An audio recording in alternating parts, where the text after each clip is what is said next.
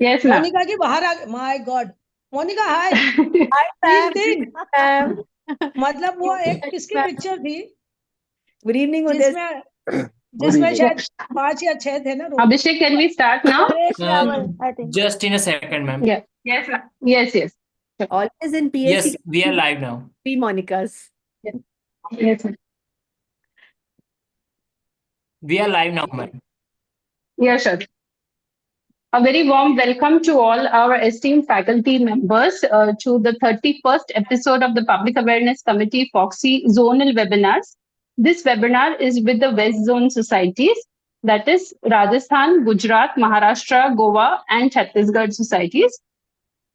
Today, we will be focusing on issues of PCOS and abnormal uterine bleeding because September and October will be the PCOS awareness month and the menopause day. That is why we have chosen these topics. And the speakers, Dr. Neeta Thakre Madam and Dr. Sailesh Jain Sir, are the stalwarts in their respective field. To complete the webinar, we will be having a panel discussion by Dr. Monica Singh Madam and Dr. Munjal Pandya, and Dr. Sneha Bhuiar Madam will be the expert for the panel discussion. Today, to grace the occasion, we have our esteemed chief guest, Dr. Uday Thanewala Sir, and our guest of honor, Dr. Leela Vyas Madam, with us. Abhishek, can we have the inauguration, please? We evoke the blessings of Lord Almighty to start with this webinar.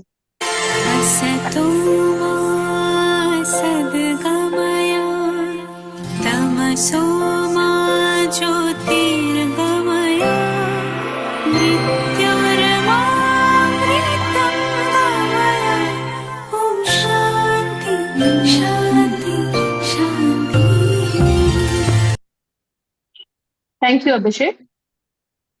It is a proud privilege to introduce our chief guest, Dr. Uday Thanawala sir, today.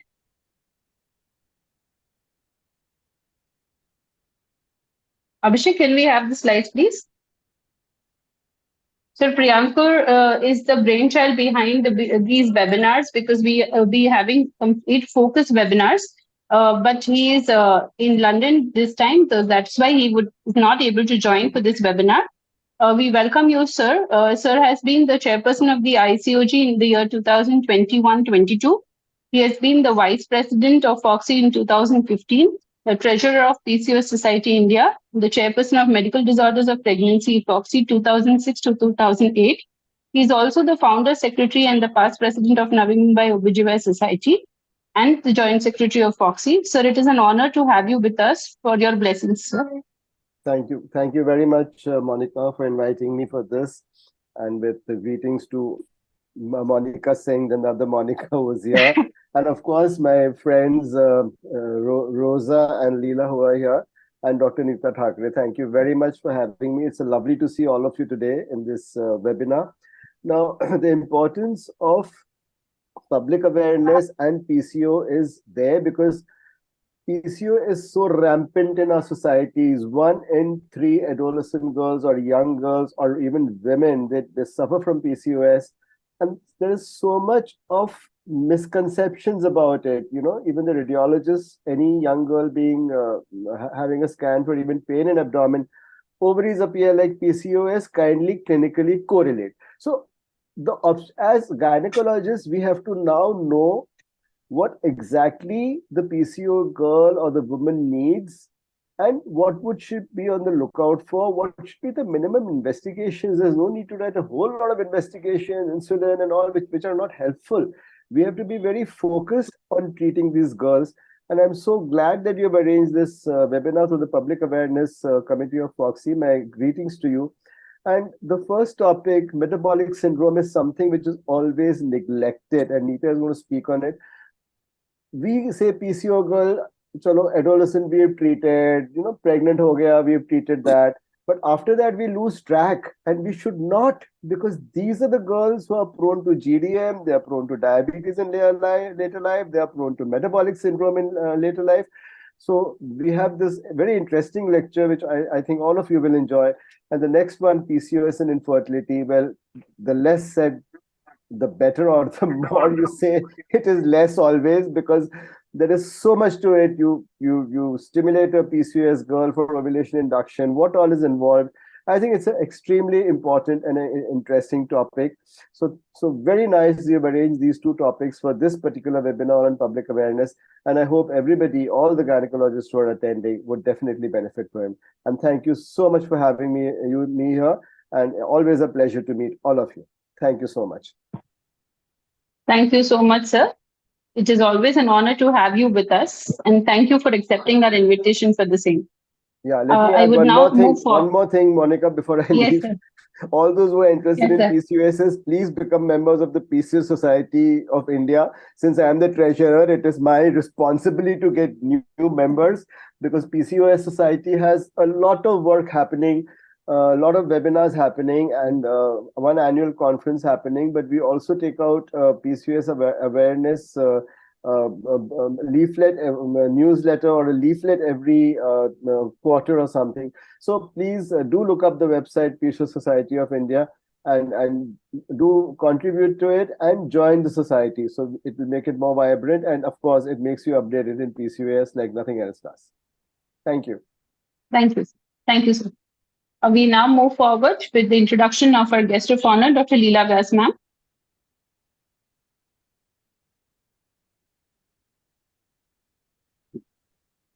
Madam is the former senior professor and unit head and IVF consultant, member of Research Review Board, SMS Medical College, Jaipur. She's also the senior consultant at Aesthetic and Cosmetic Gynecology, Vyas Clinic, Jaipur, the director of Hope Hospital. She's also a senior consultant at Cocoon Hospital. She's been the founder, vice president of INSERT, chairperson at ISAR Rajasthan, the vice president Fogsi 2018, president of Narchi Rajasthan from 2016 to 2017, president of the Jaipur OBGYN Society in 2013 to 15. We welcome you, ma'am. It is an honor to have you with us on board today. For your blessings, ma'am. Monica, you forgot the most important thing. She's one of the candidates for the Yes, presidential sir. election this year. Sir, I would have wished her best of luck after her speech, sir. Thank you, Uda. Thank you. So good Yes, evening, ma'am. everyone. And at the outset, I convey my sincere thanks to the whole team of Public Awareness Committee. I think Priyankur is not here. You already mentioned that he has gone out. But this Yes, ma'am. public awareness for last so many years, we have seen that actually the Public Awareness Committee is always doing good work. And as Uday has already said, that PCOS, which is the most common disorder among our female population, whether they are coming at the adolescent or to the adulthood or in the middle age or even in the late. So everything is there. But one thing, what happens, the girl is coming. But it's my request to each and every our colleague that don't say that these girls ki tumhare ko PCO ho gaya. I think it is not exposed by us.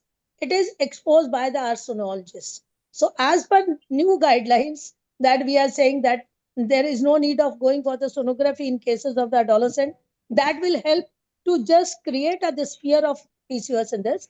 So I'm really this public awareness committee will work on this. I'm really happy to meet that our chief guest, Dr. Uday, very good friend of mine. And really, you always help me, and you always praise my work and my my presence. You always acknowledge and say that. Then again, one of another old friend, that Rosa is there. Rosa, definitely you asked me that Jaipur, yes, we need that you should come to the Jaipur. And rather, I'll say that whole of the team of this public awareness committee, they should come and create this awareness, not in the public, the first to the among our fraternity. So the conveners are Monica, then Shatabdi, I talked that because they are also organizing one conference. I think 2 days back she called me. Then Atulya Sajan, they are there. Then coordinate conveners are the Vedehi and the Monica Gupta, Monica Alwar. So I'll mention their name. And then speaker Dr. Neeta again. And so we had a very good time in 2018. We all were there. Archana and Sandhya. Sandhya is one of my favorite student. Now she is professor over there. And Archana definitely all-time favorite. And she is again a good person to have this metabolic syndrome, and because midlife, again the congratulations for becoming the chairperson in the midlife. Then next is PCOS infertility. So PCOS is associated everywhere. Infertility, again, that Shailesh is, I know he will justice with this topic. And the chairperson, definitely that Rosa and Shashibala. Though the 2% from the Gwalior means I have to come Gwalior. Rosa, first I am coming to your place. All my favorites are there. So I come to meet everyone. Then next the panel, which is by again the third Monica is there. So Monica and Munjal, again Munjal, all the best for your endeavors. Then expert, yes, Sneha, all-time academician, she is with us. Then these panelists, they will all definitely give their very good inputs in this common but complex, but can we make it simplified in topic. This Monica, Renu, Ritika, then Monila, and Dr. Vinayak, then Pooja, and Bhageshri, and Tabassum. I think everyone is going to justify with the subject, and really all the best. And Monica, again, all the best for your all future endeavors. And thank you very much for calling me. Thank you so much, ma'am. Ma'am, I wanted to inform you and Uday sir that the Public Awareness Committee had conducted an essay writing competition in the month of October. Yes. Beyond Hot Flushes was the theme of this essay. And we are delighted to inform you that we have more than 75 entries for this essay competition. And Dr. Priyankur has judged, ma'am. We would ask you and sir to please declare the results, ma'am. They will be displayed on the screen, ma'am. Oh. This is the English first and then the Hindi, ma'am. If you could please declare the results. So, Uday, you first. So the second prize for the English essay goes to Dr. Niranjan Shah. Very good. Congratulations, Okay. Dr. Niranjan. And the first prize in the English goes to Dr. Chavi Bhatnagar. Many, many congratulations for this achievement. Yes, ma'am. Ma'am, the Hindi prizes now. Yeah. Leela, pad do tum. The second prize in Hindi, that is Dr. Palak Bansal. Congratulations, Palak. But again, it's to use the terminology in Hindi is a very difficult thing. I don't know how she Yes, has ma'am. managed. Then in fourth prize goes to Dr. Pushpa Pandey. Congratulations. And I think, Thank you Monica, so you much. should Yes, display ma'am. these now. One or other time you just put on the WhatsApp to we should Yes, read that ma'am. for there.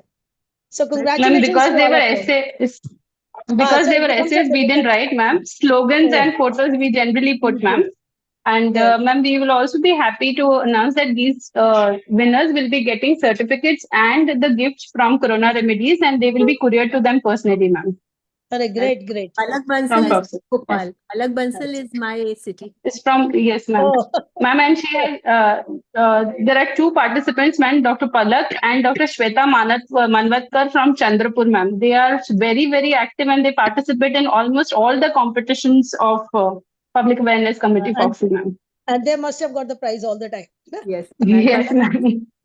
Palak Bansal is the Yes, daughter ma'am. of Dr. Tripti Bansal. She is a gynecologist in Lucknow. Oh. A very Yes, good friend of mine.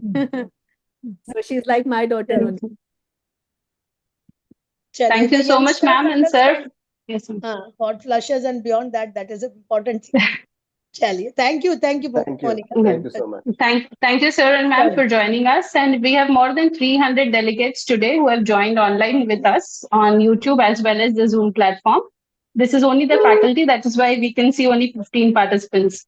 Thank you so much. Thank you very much and all the Sir? best. Yes, ma'am. Thank you, sir. Thank you. We Thank you move very on to the much. first. Thank you, ma'am.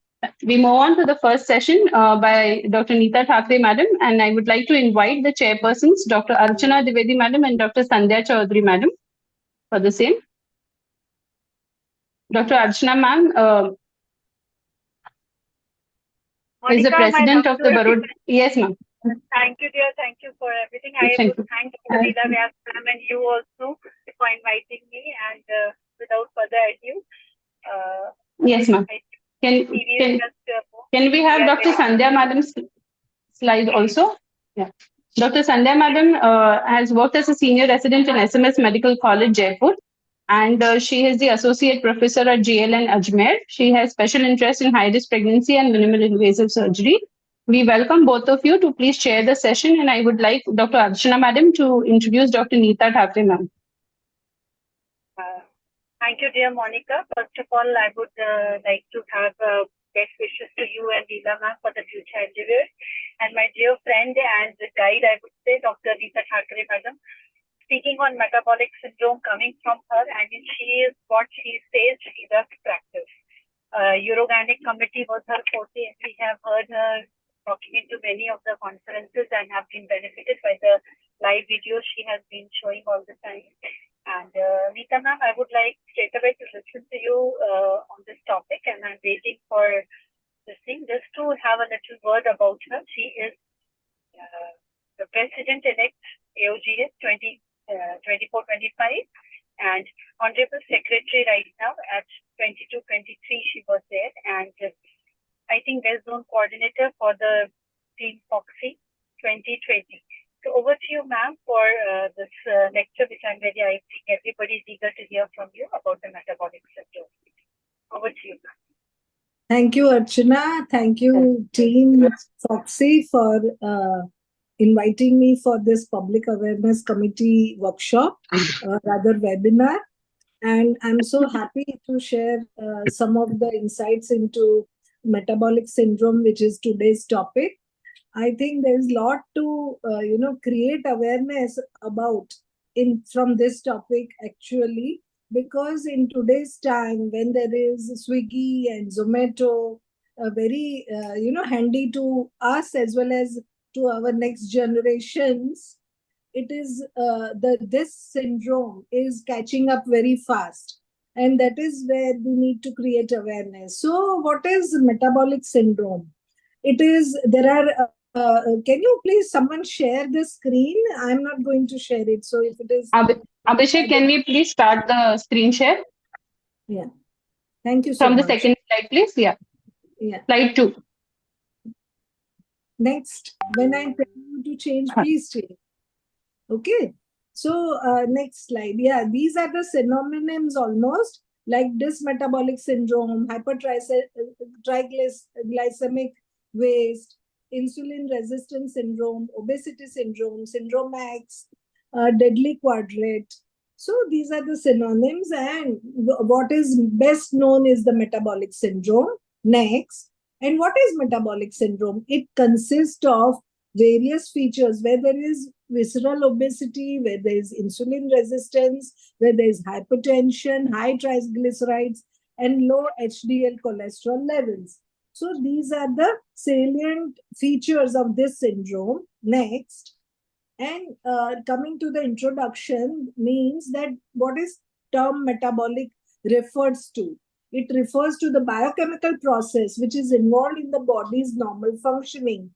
And as we are all aware that it affects about 23% of adults, and these adults are at a high risk of cardiovascular disease, diabetes, stroke, disease related to atherosclerosis. And the underlying causes are obesity, physical inactivity, genetic factors, and aging process. Next. So, metabolic syndrome is a cluster of at least 3 of these 5 features, like central obesity, high blood pressure, high blood sugar, high serum triglycerides, low serum high sensitive density lipoprotein, that is HDL level. Next. So if a person is having 3 out of these 5 features, then he or she is likely to have metabolic syndrome. And it occurs when a person has more abdominal obesity, where the waist circumference is more than 40 inch for a man and more than 35 for a woman, and triglyceride level of 150 milligram per DL or greater than that, HDL cholesterol which is low, less than 40 in men and less than 50 in women, and systolic blood pressure of 130 millimeter of mercury or greater, and diastolic blood pressure of 85 millimeter of mercury, and fasting blood sugar of 100 milligram per DL or greater. Next. So, looking into epidemiology of this condition, American Heart Association estimates that almost 47 million Americans are already having metabolic syndrome, and it is more commonly seen in Black women and Hispanic women compared to other ethnic group, and it is more common in women than in men. And it also affects children. As you can see, the incidence is as high as 15 to 50%. Can you believe it? 5 times high risk of death. These are under having 5 times high risk of developing type 2 diabetes. Next. And it affects as many as 4 American adults. That means 25% of the American adult population is almost vulnerable. And for adults over the age of 40, more than 40% are affected. And metabolic syndrome prevalence has increased by 61% over past 10 years. So it is, a time bomb which is, just ticking. Next. It is also very common in India that more than 10 million cases per year are seen, and it is found that 25% of males and 42% of females population are sufferers. And the factors are old age, female gender, general obesity, inadequate fruit intake, hypercholesterolemia, middle to high socioeconomic status, which leads to this condition. Next. The conditions linked to metabolic syndrome, what we see is fatty liver, we see polycystic ovarian syndrome, they have sleep apnea or other sleep disorders, stress and depression, and increase in cardiovascular disease risk, and they are suffering from impaired glucose tolerance or they are having insulin resistance. Next. And they do have atherogenic dyslipidemia, endothelial dysfunction, prothrombic state, hemodynamic changes, pro-inflammatory state, and excess ovarian testosterone production. These all leads to all the complications like cardiovascular disease, diabetes, stroke, and other pro-atherosclerotic diseases. Next. So, as you are all knowing, the risk factors are overweight or obesity, inactive lifestyle, insulin resistance, aging process, ethnicity and family history, which leads to high fasting blood sugar, high blood pressure, low HDL level, and high triglyceride level. So, people who have metabolic syndrome often have 2 or other conditions, either excessive blood clotting or low-grade inflammatory process going on throughout their body. So this is the pathophysiology. Next. So I have already discussed the age factor, but let me tell you that it's affecting less than 10% of people when they are in 20s. But if they are in 60s, the same population is almost 40% prone to it. Yeah. Is there anything? Hello? Yeah.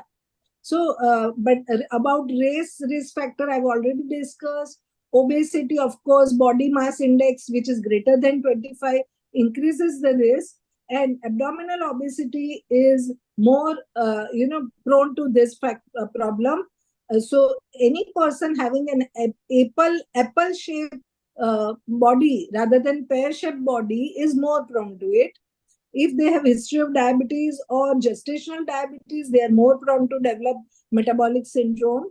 And other conditions like hypertension, cardiovascular disease, and polycystic PCOD, woman's body produces excess male hormone, and that's why there is a risk of metabolic syndrome. Next. Next, please. So this is the pathophysiology. Well, you can say that insulin resistance leads to visceral obesity, and this visceral obesity leads to insulin resistance and inflammation, type 2 diabetes, dyslipidemia, hypertension, and a non-alcoholic steatohepatitis, which in turn, all these factors lead to accelerated atherosclerotic process. And there is a release of free fatty acid, which in turn increases the visceral obesity. Next. So what are the clinical manifestations? What we see is central obesity, apple-shaped adiposity. The adipose tissue accumulates mainly around waist and trunk. And there is other signs like high blood pressure, decrease in the fasting serum, HDL cholesterol, fasting, increase in the triglyceride level, and impaired glucose tolerance or insulin resistance. Next. It also patient also has hyperuricemia, fatty liver, PCOS, or erectile dysfunction in either women or men, and acanthosis nigricans. Next. So how do you come to the diagnosis? Next. The International Diabetes Federation consensus worldwide gave the definition of this syndrome in 2006. And they said that central obesity, which is waist circumference with ethnicity specific values, and any of these following two is lead to, it is called metabolic syndrome. So what are the factors? Like raised triglyceride levels more than 150, reduce HDL cholesterol less than 40 in male and less than 50 in female. Next. Raised blood pressure, which is systolic more than 130 and diastolic more than 185. Raised fasting plasma glucose, which is more than 100. And if fasting plasma glucose is more than 5.6 nanomole per liter or more than 100, an oral glucose tolerance test, GTT, should be recommended, and it is not necessary to define presence of syndrome. And if BMI is more than 30 kg per meter square, then central obesity can assume, and the waist circumference does not need to be measured. So BMI also is one of the indicators. Next. According to WHO, 1999 criteria, the criteria which are required in the presence of any one of the diabetes mellitus, impaired glucose tolerance, impaired fasting sugar, or insulin resistance, and two of the following factors like blood pressure, dyslipidemia, central obesity, microalbuminuria. Next. And next. American Heart Association described it as a elevated waist circumferences, elevated triglycerides, reduced HDL or good cholesterol to make it more convenient for general public. Good cholesterol, which is HDL. Next. And elevated blood pressure, elevated fasting glucose. So these are the factors. Out of these factors, some organizations have taken 3 factors, some have taken 2, but overall, these condition is contributory to metabolic syndrome. Next. What has been observed that the C-reactive protein is high sensitivity C-reactive protein has been developed and used as a marker for coronary vascular disease in metabolic syndrome. So it is on a higher side found in patients, and it is recently used as a predictor of non-alcoholic fatty liver. And what we have seen is that reproductive disorders like PCOD and erectile dysfunction can attribute to the metabolic syndrome. So next. And in rheumatic disease, it is the research that associate comorbidity with rheumatic disease, both psoriasis and psoriatic arthritis has been found in association with metabolic syndrome. So these all conditions are highly interconnected. That is what is the research telling us. Next. Next, please. Yeah. So now coming to the management, heart healthy lifestyle changes are the base of the treatment, first line treatment for metabolic syndrome. So what is heart healthy lifestyle changes? Medicines are used to treat and control the risk factors like blood pressure, hypertriglyceridemia, and low HDL levels and cholesterol and high blood sugar. But when a person takes the charge of his or her life and start taking heart healthy lifestyle changes, then the management is in his or her favor. Next. So what it includes? It includes aiming for a healthy weight, managing stress, physical activity, and quitting of smoking. What is important in dietary restriction, then you have to insist on carbohydrate restrictions and low glycemic index diet and low salt diet, which is very, very important because it will help in reducing diabetes as well as reducing blood pressure and improvement in insulin sensitivity. And we can advise them to take marine omega-3 fatty acids intake. That means cod liver oil preparations are advised. Next. Medicines like statins, diuretics, and ACE inhibitors are treated for hypertension, and both metformin and thiazolidinediones, and which improve the insulin resistance, but are only approved for the therapy of if the patient is having type 2 diabetes. Though we see in our practice that there are many patients who are on metformin, even if they are not type 2 diabetes patients. But according to guidelines, it has to be given only to type 2 diabetes patients.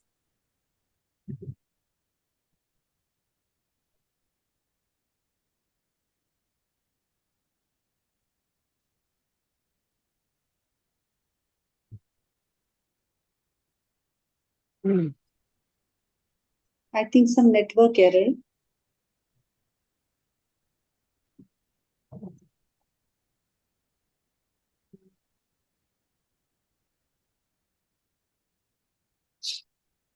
Monica, I think some network error has occurred. Yes, ma'am. I'm Ma'am just has checking. disconnected me. I'll just give her a call, ma'am. 1 second.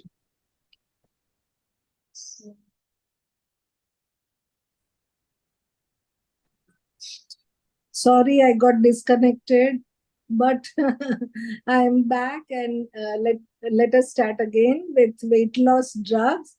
We all know there are medicines available, sibutramine and orlistat for weight loss, and recently we all know that there are very other drugs also available.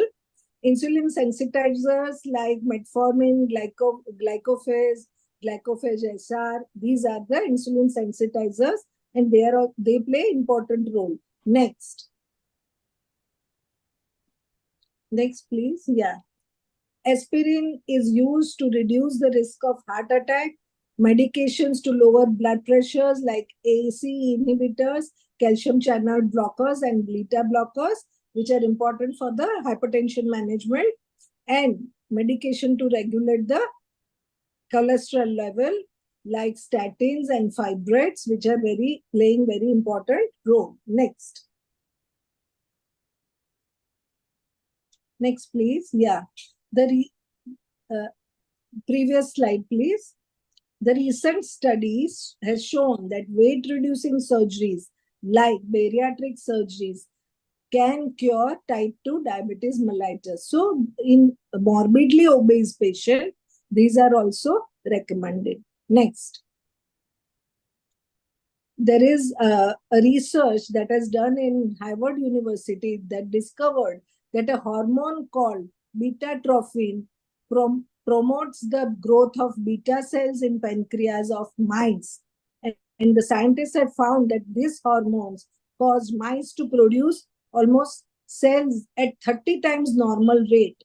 And rather than having to take daily injection of insulin, this medication can control the amount of sugar in their blood, and patient would have a convenience of taking weekly or even monthly doses. So this is something new which has come up on the cards. Next. Testosterone replacement reverses the insulin resistance in hypogonadal men and those who are having type 2 diabetes. So its role is also there. Next. So let us come to the prevention. So what you can do to prevent metabolic syndrome? Healthy lifestyle changes can prevent onset of this syndrome, and increase physical activity like walking for 30 minutes every day can give rise to healthy lifestyle which can prevent the metabolic syndrome. And a healthy reduced caloric diet is also very, very important. Next. So we have to sensitize our patient to go on regular exercise as well as dietary modifications. We have seen that daily intake of a pint of milk, there was a study where they were telling that 500 ml of milk or equivalent dairy product every day for more than half, it reduces the risk by half of metabolic syndrome. But this investigation or this kind of study is also disputed by many who are against having dairy product. Next.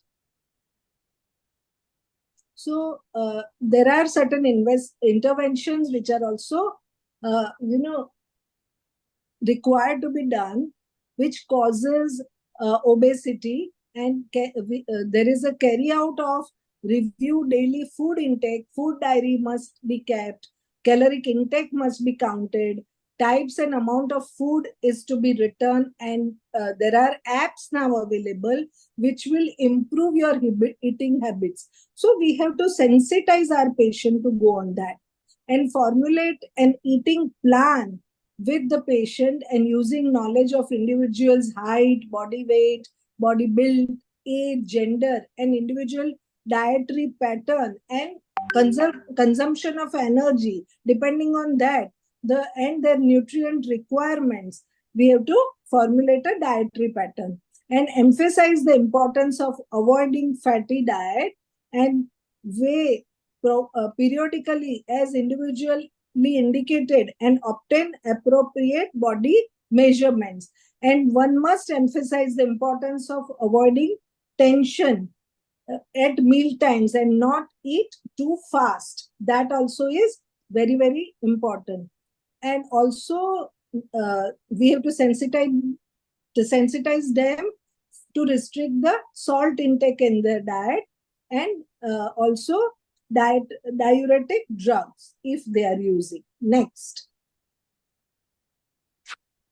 Assess their cardiopulmonary response to physical activity. Sometimes they, they quickly get exhausted after activity. So we have to assess all that, adjust the activity to prevent overexertion, and increase the exercise or activity levels gradually, and plan rest period in between the activities so as to, have patients' compliance for a longer duration. Next.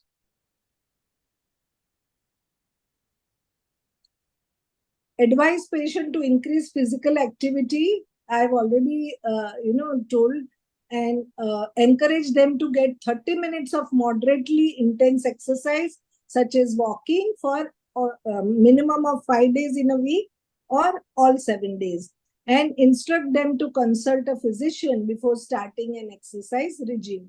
You are very well aware that these days there are incidences of young deaths. So we must tell our patients to consult a physician before starting their exercise regime. Next. Smoking can raise the cardiovascular risk, and they can increase the insulin resistance. Nicotine is highly addictive, and you cannot, get those patients off it. And that's why it is very important to sensitize our patients about link between smoking and cardiovascular disease, and how to, encourage them to smoking cessation. that is very, very important. So counseling is required for that. Next, alcohol. So what does alcohol do? As excessive alcohol use adversely affect the cholesterol metabolism and also causes weight gain, central obesity. You are very much aware about the beer belly, which is very common among those who are drinking regularly. Like nicotine, alcohol is also very addictive, and medical management is required to help them manage their physical withdrawal from the alcohol. So patient can be either inpatient or outpatient for such withdrawal conditions. Next. So thank you very much for patient hearing and giving me this opportunity. Next. If there's any question, I can always take that just now or after the completion of this phase. Yeah. So, tell me. Okay, thank you, Neeta ma'am. It was indeed great. I mean, Sandhya ma'am is there. She would like to conclude. I love this Pikachu picture as well, Neeta ma'am. And you rightly said that I'm in the yellow, so probably I'm identifying myself with him. But anyways, on the lighter note, but the metabolic syndrome is on rise, and you have covered it very nicely. Waist to hip ratio, talking about the comorbid conditions like metabolic diseases, diabetes becoming a priority in Indian scenario. I think we need to counsel our patients well, hear them well. A complete checkup from say pulse rate, BP, everything we are taking, but height measurement and BMI and the waist circumference should be the daily chart in the patients when we are going to see them. That would help them prevention from the metabolic syndrome. Yeah. And also awareness We have to activities. sensitize them. That I think that is the key. That is the key. Convenience is on one side, but this convenience leads to what they are not aware about. So we have to sensitize. Yes, and perfectly said, madam. Rather than body shaming them, we have to give them a achievable target, smaller goals that even if you don't decrease an inch, not even a half kg, but if you still maintain the same weight, that is also an encouragement to our patients. So I think we need to reinforce, encourage, and thank you. One more thing, Neeta, role of vitamin D. Yes, it is. It is very, very important. Especially in cases of PCOS, vitamin D's role. And in today's time, I think we see that every other patient is having vitamin D deficiency. So rightly, you have pointed out rightly that vitamin D levels are to be done, and we have to tell the patients to have their proper intake of vitamin D capsules or any other medical preparations that is available. Yeah. I think Madam has pointed us correctly, and I'm thankful for being a part of this program. Best wishes to dear Monica and Leela Vyas, Madam. And I think inflammation is the key. When we prevent the inside inflammation by curtailing food products like sugar and carbohydrates, as Madam said, taking good supplements, vitamin E, vitamin D3, B12 supplementation, these all are going to go a long way along with the exercises. Thank you, ma'am. We can proceed to the next session now. Yeah. Thank you. Thank you, Neeta ma'am, for an elaborate talk on metabolic syndrome. And thank you, Archana ma'am, for chairing this session. I cannot see Sandhya ma'am. She was there initially to take her comments. So we move forward to the next session by Dr. Sailesh Jain sir on PCOS and infertility. Our chairpersons for this session would be Dr. Rosa ma'am and Dr. Sashibala ma'am. Can we have the CV slides, Abhishek? Yeah. Dr. Rosa ma'am is the president of the Gwalior OBGYN Society. She is also the chairperson of the SPC Madhya Pradesh, member of National Screening Committee of the Family Planning Association of India, a representative of the Board of Trustees of HUQUQ South Asia, fellow and member of Board of Governing Council, member of ICOG College, the vice president of Fogsi in 2014. We welcome you, ma'am. Ma'am has... Let me talk more. Yes, ma'am. To speak. Can we have Sashibala ma'am's CV also? Yeah. Madam is the national coordinator for FICOG. She is also an active member of AMWI of the Gwalior chapter.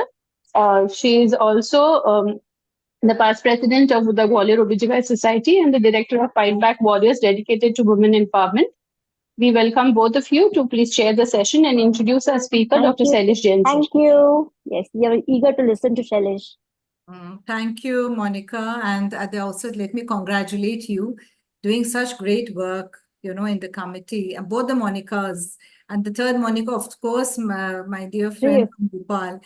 So I think Shailesh is waiting here for a very long time. I can see him. But should we introduce him?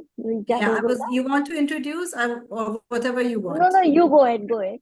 So Dr. Shailesh Jain is a consultant gynecologist. We all know him, but for those who have just joined us, is a director of the Shubham Care Hospital in Jaipur.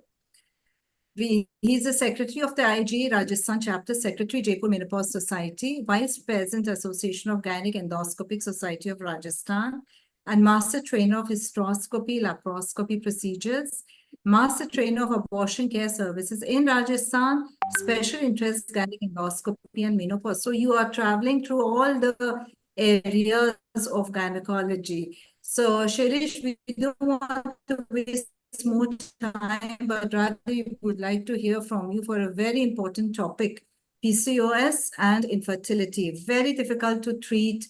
It's really a dilemma. We've heard about the metabolic syndrome and PCOS, but to have the infertility part, let's learn from you. Please go ahead. Thank you. Thank you so much, ma'am, for such a Shailesh, over to you. nice introduction. And can I share my screen? Yes, sir, please. तो sir आपका screen अभी शायद share हो रहा है। नहीं sir, आपका multiple allowed है, आप स्क्रीन शेयर कर दीजिए, आपका विजिबल हो जाएगा सर इमीडिएटली। अच्छा सर मेरे इस पे आ नहीं रहा है एक्चुअली स्क्रीन्स पे। नीचे सर ग्रीन बटन होगा स्क्रीन शेयर, उस पे शेयर कर दिया है। हाँ, आपका प्रेजेंटेशन आपको सेकंड स्क्रीन में विजिबल हो रहा होगा। सर अभी कोई स्क्रीन आपका जो प्रेजेंटेशन आपको शेयर करना है वो ओपन है सर? हाँ सर ओपन है। हाँ, अब आप जूम पे आ जाइए। जी सर। हाँ, नीचे शेयर पे क्लिक कीजिए, एक मिनट। ग्रीन बटन जो होता है शेयर। जी सर शेयर कर रखा है। हाँ, उसमें जो एप्लीकेशन विंडोज में आपका स्क्रीन आ रहा है सर पर दिखेगा। स्क्रीन पे कुछ विजिबल नहीं है। हाँ, उस पे प्रेजेंटेशन आपको नहीं दिख रहा सर वहाँ पे? नहीं सर सर आप मुझे या अभिषेक को मेल कर हाँ। सकते हैं? जी Yes. I took prophylactic measures. Sir मैं ग्रुप में मेरा मेल आईडी शेयर कर रहा हूँ। बोल दीजिए बस मैं शेयर कर दूँ। ABHISHEK Abhishek ji sir. S for Surat ji @coronaRemedies.com CORONA remedies@ coronaRemedies.com Abhishek S @coronaRemedies.com। जी sir.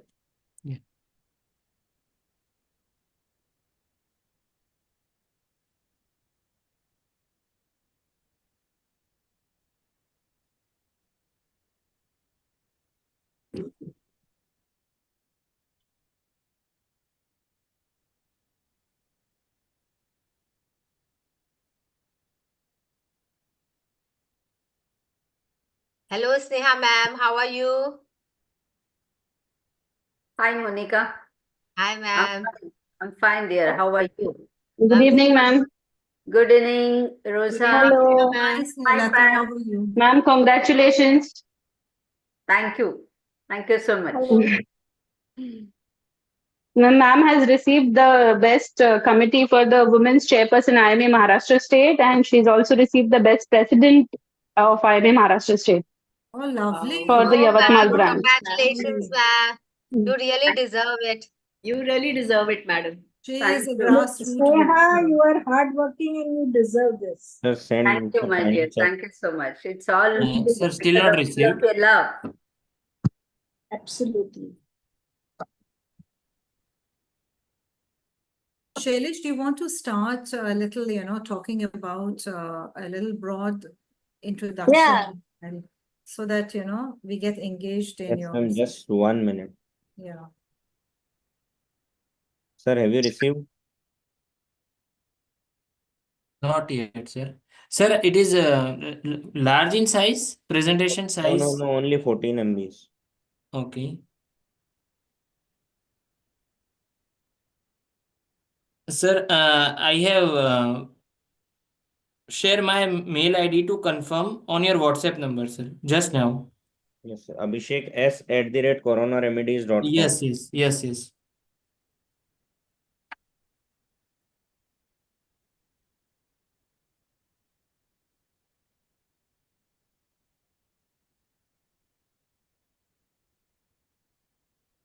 But I think it's allowing you to share very easily.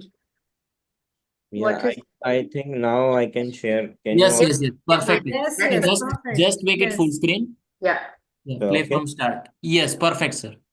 Sorry for the inconvenience, all of you, but I am really nervous today to speak in such in front of such stalwarts actually. So let's start. PCOS and infertility. It seems very easy topic to discuss and to hear from anyone, and everyone is stating PCOS, everyone is stating infertility. So I think the take-home message should be what should be treated and what should be not. Initially क्या होता है कि जब भी अपन PG कर रहे होते हैं या इनिशियल स्ट्रगलिंग ईयर्स होते हैं तो सब लोग हमारे को यही सिखाते हैं कि क्या करना चाहिए. But over the time, we feel what should we treat and what should be not. Like in PCOS, are you all treating every patient coming with sonography in their hand or ultrasound in their hand having PCOS, or any patient coming with the radiologist saying or some doctor is calling, yeah, she is a case of PCOS. Nowadays, in my OPD, also patients are coming, sir, yeah, I am getting married and I have PCOD since last 2 years, and now my gynec or my doctor said you have to take treatment for infertility. So what is the basic thing is, first we have to see what is PCOD and why it affects infertility, why it affects our fertility. So there are some basic slides we have seen from our PG days and MBBS days also, that what is the basic pathophysiology behind PCOS. So as we all know, LH increases, FSH decreases, there are GnRH pulses, there is negative feedback of estrogen from the ovary, cortisol from the adrenal gland. So PCOS causes obesity, insulin resistance, hyperandrogenism, inflammation, and infertility. And also increased cortisol can lead to depression and other things. Now, what is the hormonal imbalance behind? That is, we all know genetic predisposition is one factor. Then insulin resistance is the main culprit, excess insulin production that leads to increased androgens, that leads to irregular menstrual cycles, ovarian dysfunction, and there are symptoms of PCOS. So we have 3 diagnostic criteria. We were using previously Rotterdam, 2 of 3 criteria. Now, National Institute of Health also says that clinical or biochemical hyperandrogenism, oligoamenorrhea or anovulation, and the Androgen Excess PCOS Society also said that both criteria are required.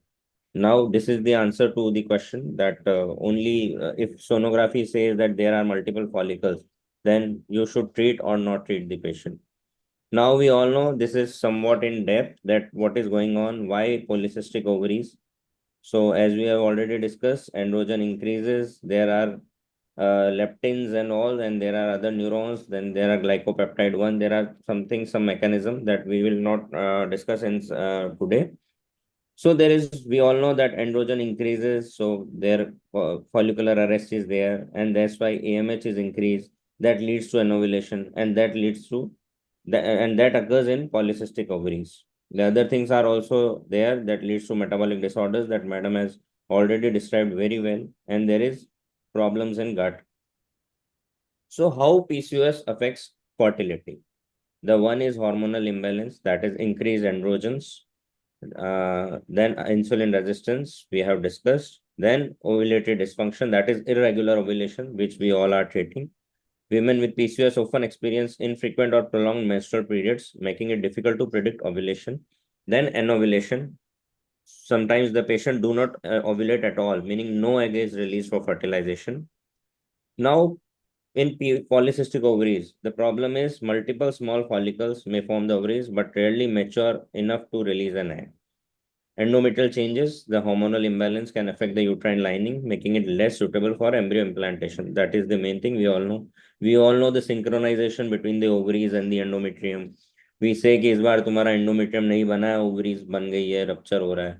कई बार we say कि endometrium तो अच्छा बन गया है, पर ovaries rupture नहीं, वो egg rupture नहीं हुआ है. So then there is reduced egg quality and higher miscarriage rates. We all know in PCOS. So this is again a flowchart showing obesity, sedentary lifestyle. Then there are effects on liver, on theca, cells of ovary, increased LH. We have discussed all these things.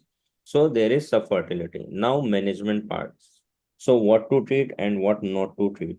So initially I would emphasize and give more time to lifestyle modification, as my teachers taught me कि जब तक तुम्हारी clinical books में नहीं आ जाए ना, तब तक है ना experiment मत करना. There are many people who are experimenting and they are doing nowadays. What happens कि company persons come and they say कि मैडम ये लिख दो, सर ये लिख दो, and we ask for कि यार वो आप studies लाके दो, and there are studies, but these studies most of the time are done on very less patients, less n number, sample size is very small, and they say that please sir write this, write that. So this is, we should think that what we should prescribe and what we should not. So let's start with, I'll discuss lifestyle modification, ovulation induction, metformin, inositols, vitamin D, laparoscopic ovarian drilling, bariatric surgeries, and other things. So in lifestyle modification, though there are n number of videos on YouTube and there are doctors are having prescription leaflets in their things, but there is no specific diet type recommendation. The basic thing is energy deficit of 30% or 500 to 750 kilocalories per day. Exercise includes general exercise. This is for general. Includes minimum 150 minutes per week of moderate intensive exercise or 75 minutes per week of vigorous intensity and muscle strengthening activity. For modest weight loss, prevention of weight regain, 250 minutes per week moderate intensity activities or 150 minutes per week of vigorous intensive exercises and muscle strengthening activities on 2 non-consecutive days per week will do, and you will have weight loss also, and you will have this fat loss also.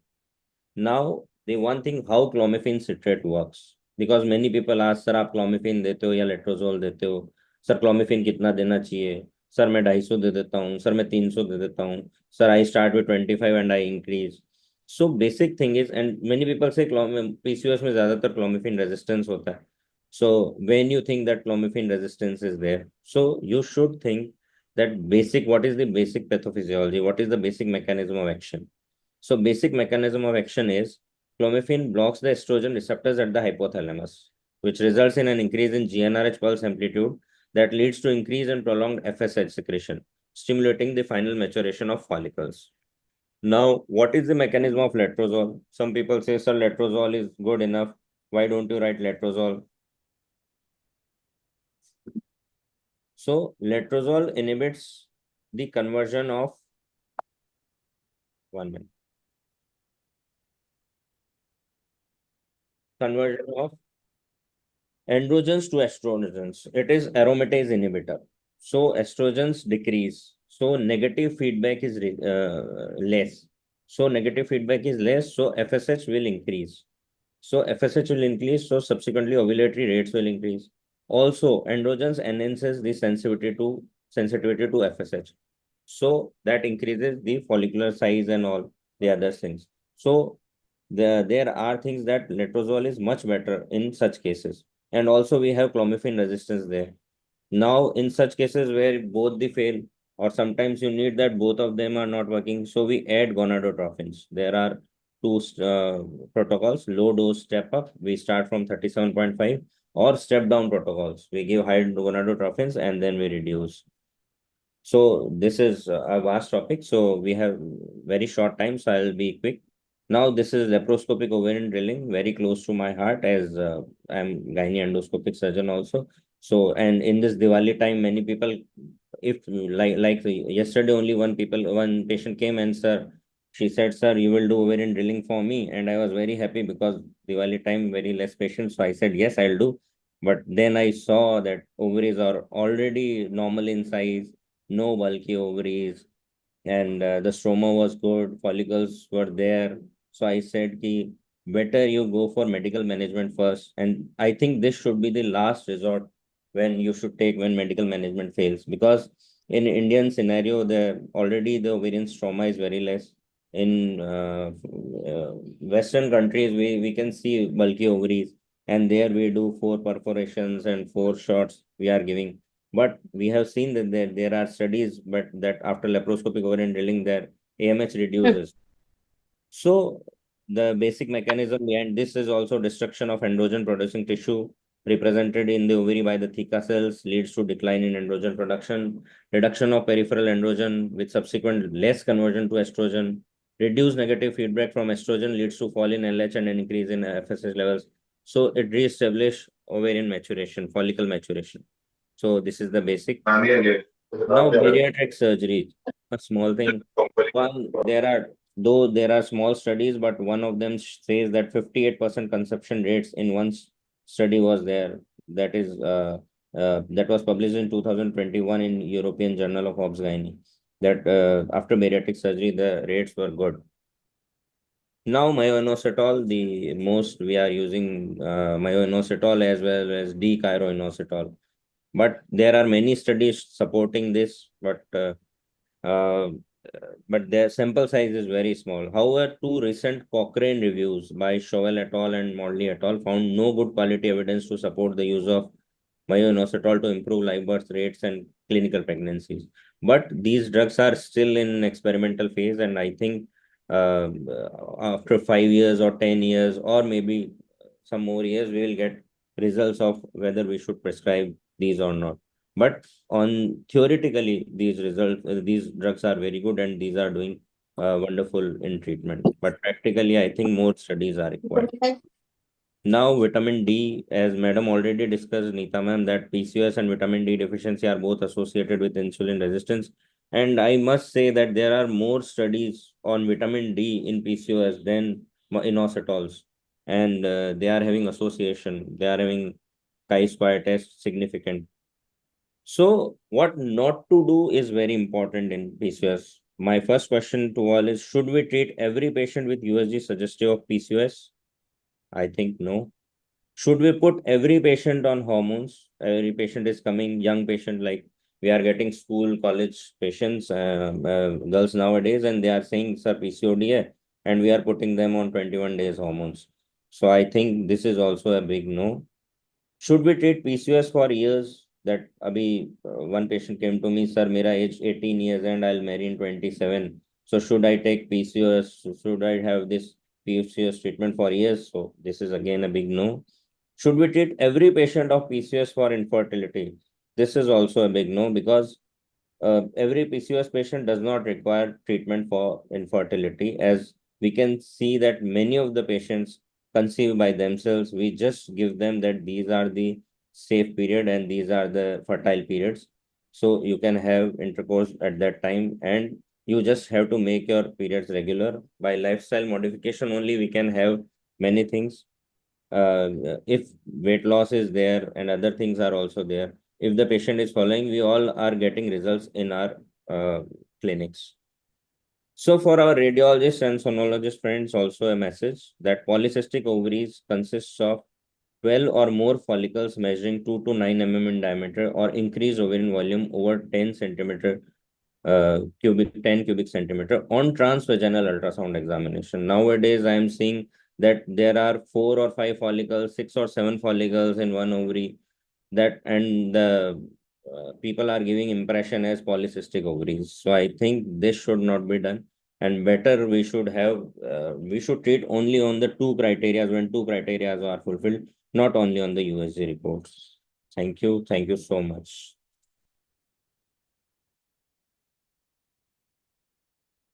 Any questions? That was very short and sweet. Yes, Dr. Palm, please carry No, on. no, okay. After you, please. Okay. No, I was just saying, first of all, thank you very much for inviting me as chairperson and co-chairing with Rosa. It's always a pleasure. And Shailesh, I must say you have really put our doubts what not to do and what to do. So the patient is actually, she comes with a baggage. Okay, madam, she just gives the diagnosis and she comes only for the treatment. She doesn't want us to reaffirm the diagnosis. So what you said is very true. And we must talk to our sonologist friends. And about treatment also, you were very specific. And why not? Well, initially only we should not start with the hormonal treatment. It is a very, very clear, you cleared all our cobwebs of the mind and specific. So and now whenever a next patient comes, I will also be fully charged how to treat. So over to Rosa. Anything else you want to put? Thank you. I think you have summarized it very well. We don't want to waste more time, but Shailesh, one of the very sweetest, lectures that I've heard, and to the point, very crisp. The take-home message was very nice. I like the idea of adolescents not to be given hormones, but to decrease the weight 5%, and that should be all. It was wonderful. Thank you so much for the organizers to have me and Dr. Palm, my dear friend from Gwalior, together. And wish you all the best, Neha. Always a pleasure to see you. And thank you so much. Munjal is also here. I can see him here. All the very best, Monica. Over to you all from all of us. Take care. Thank you. Thank you so much, ma'am. Thank you, Monica, ma'am, and all other stalwarts for giving me this opportunity to speak on this topic. Thank you.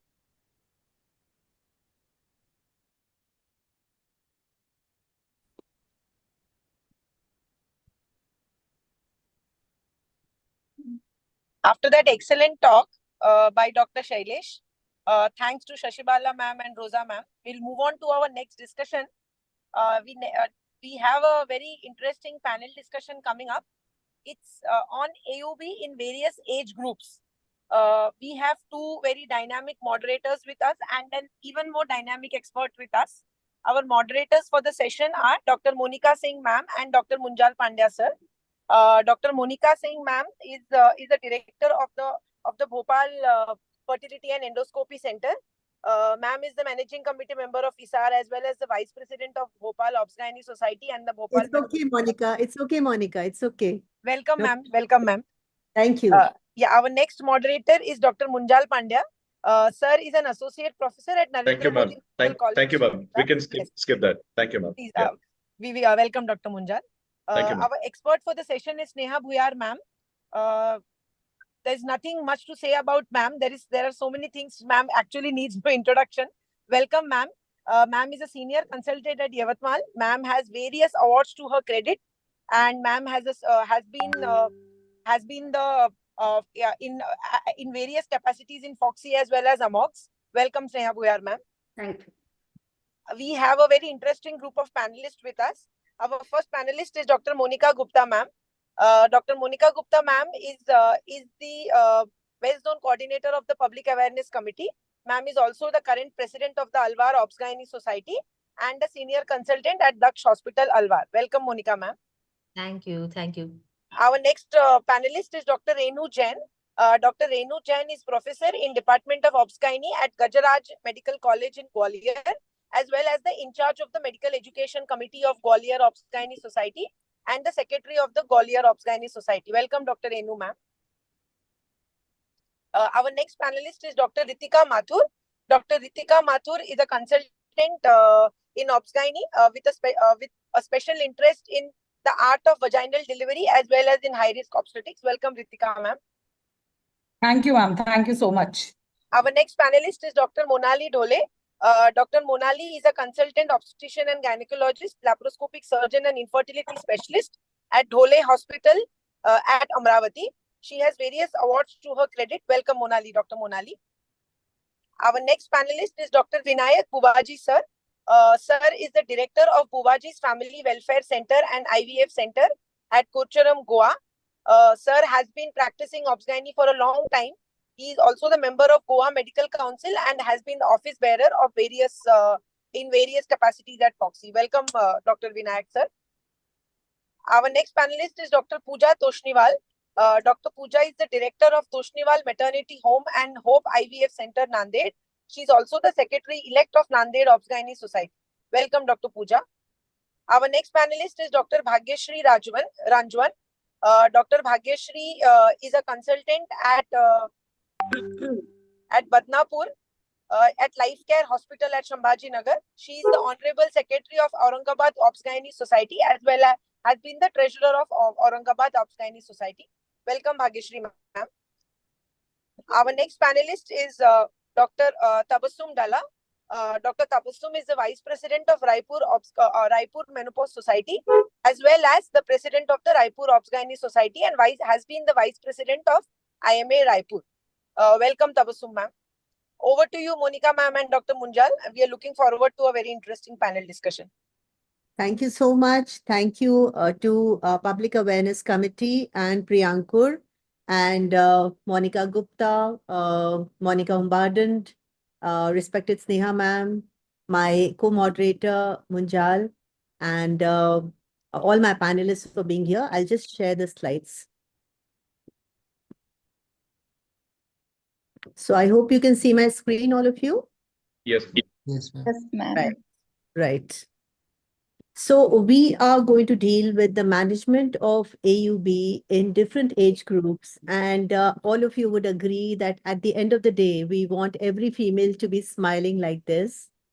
And this is just a picture which tells you how a young woman past her menopause and her, young daughter or daughter-in-law, whatever, they have overcome all the menstrual problems, even in a rural setting of India, and how they are happy with their lives and with their families.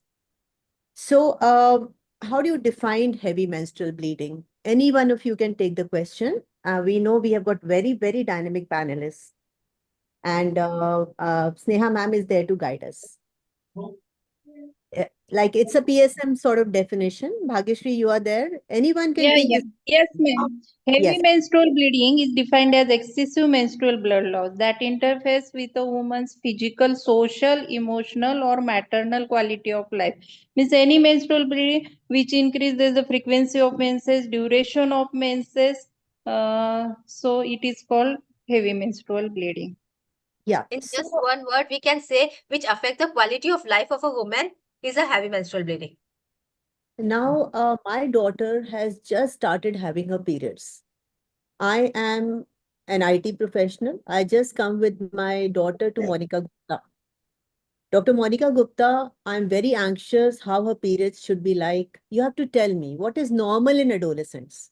When an adolescent is 13, 14, 15 years old, what is your criteria of a normal menstrual bleeding? We have to counsel her because the periods are going to start very early, even at the age of 10 years, the periods are starting. We have to tell what is the normal duration of the period. That is from 21 to 45 days, they are normal. If they are getting 2 or 3 days before the expected date or 4 or 5 days after that, they should not worry. And the period duration is lasting for 2 to 7 days. So if they are saying ki we are having very less bleeding for 2 days, it is also normal. They are having 5 or 7 days period, it is also normal. And there should be average blood loss. And there should not be anemia because of that. And patient should be comfortable. She should not have much of the dysmenorrhea. Mild dysmenorrhea can be a normal thing. So first we have to counsel her ki if you have some abnormality also. Initial days they are normal because it takes a time for hypothalamo-pituitary axis to work properly. So for 3 to 4 years you should be very calm and you should not feel that you are having some disease. You should take the treatment. You should not unnecessarily take the treatment. If it is very essential, they are having very high menstrual bleeding, then only you have to take the treatment. Otherwise, you have to be on the supportive treatment like that. Lifestyle modification and diet and all. Absolutely, absolutely correct. Now, is Dr. Renu Jain with us from Gwalior? Yes, ma'am. Good evening. Yeah, good evening, Dr. Renu. Dr. Renu, you are in a medical college, and I know Yes. the loads, the heavy load of patients you must be encountering. Tell me, when you get adolescents in your OPD or Yes. even private clinic, what is your distribution of patients? I'm not asking you to read the slide, but what do you feel is the most frequent cause? What is the, moderate number of cases, and what are the least frequent cases out of adolescent heavy menstrual bleeding who come to you? In adolescent age group, most commonly the young girls, the cycles, initial cycles are irregular due to immature HPO axis. That is the most common cause with which these girls come to us.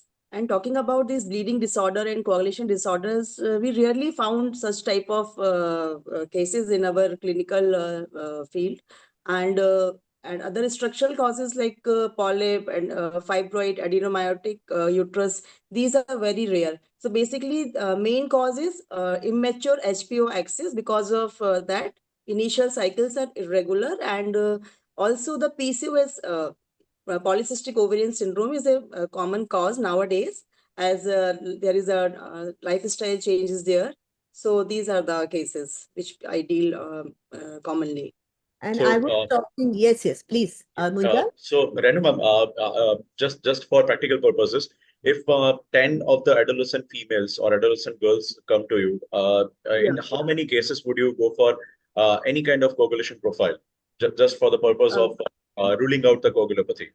In all these girls, we advise some baseline investigation like CBC to see the platelet count, and as well as PT and APTT. In all these girls, we advise. So CBC is one thing that would reflect a huge amount of information with regards to coagulopathy. Specifically, so I think peripheral smear, right?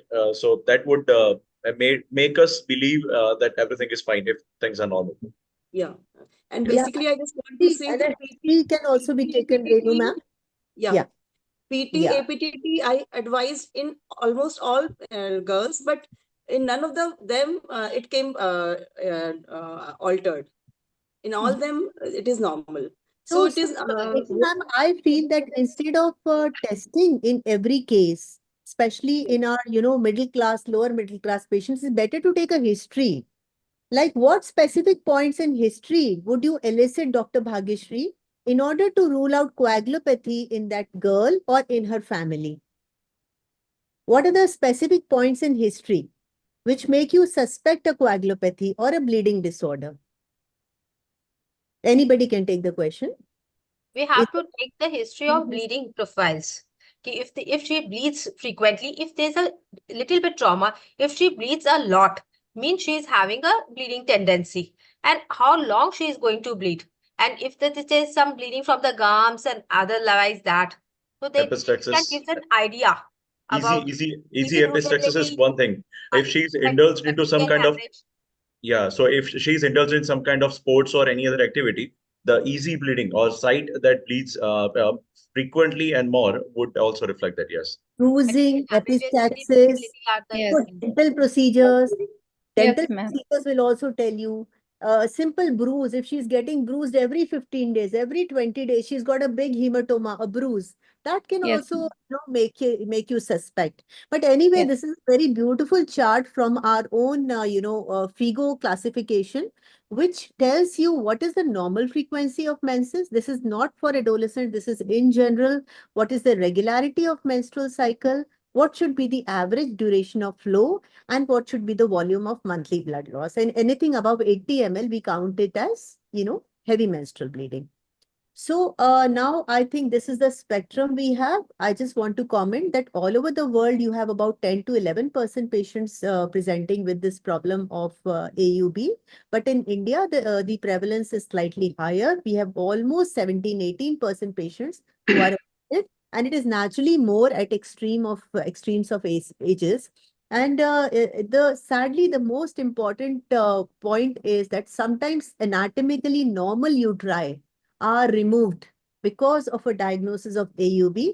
That is why the government is taking such stringent regulations in order to, limit the number of hysterectomies all over in India, whether in private setup or in government setup. So can somebody elaborate on the palm coin classification? When it was brought forward by FIGO, when was it proposed, and what does it tell us?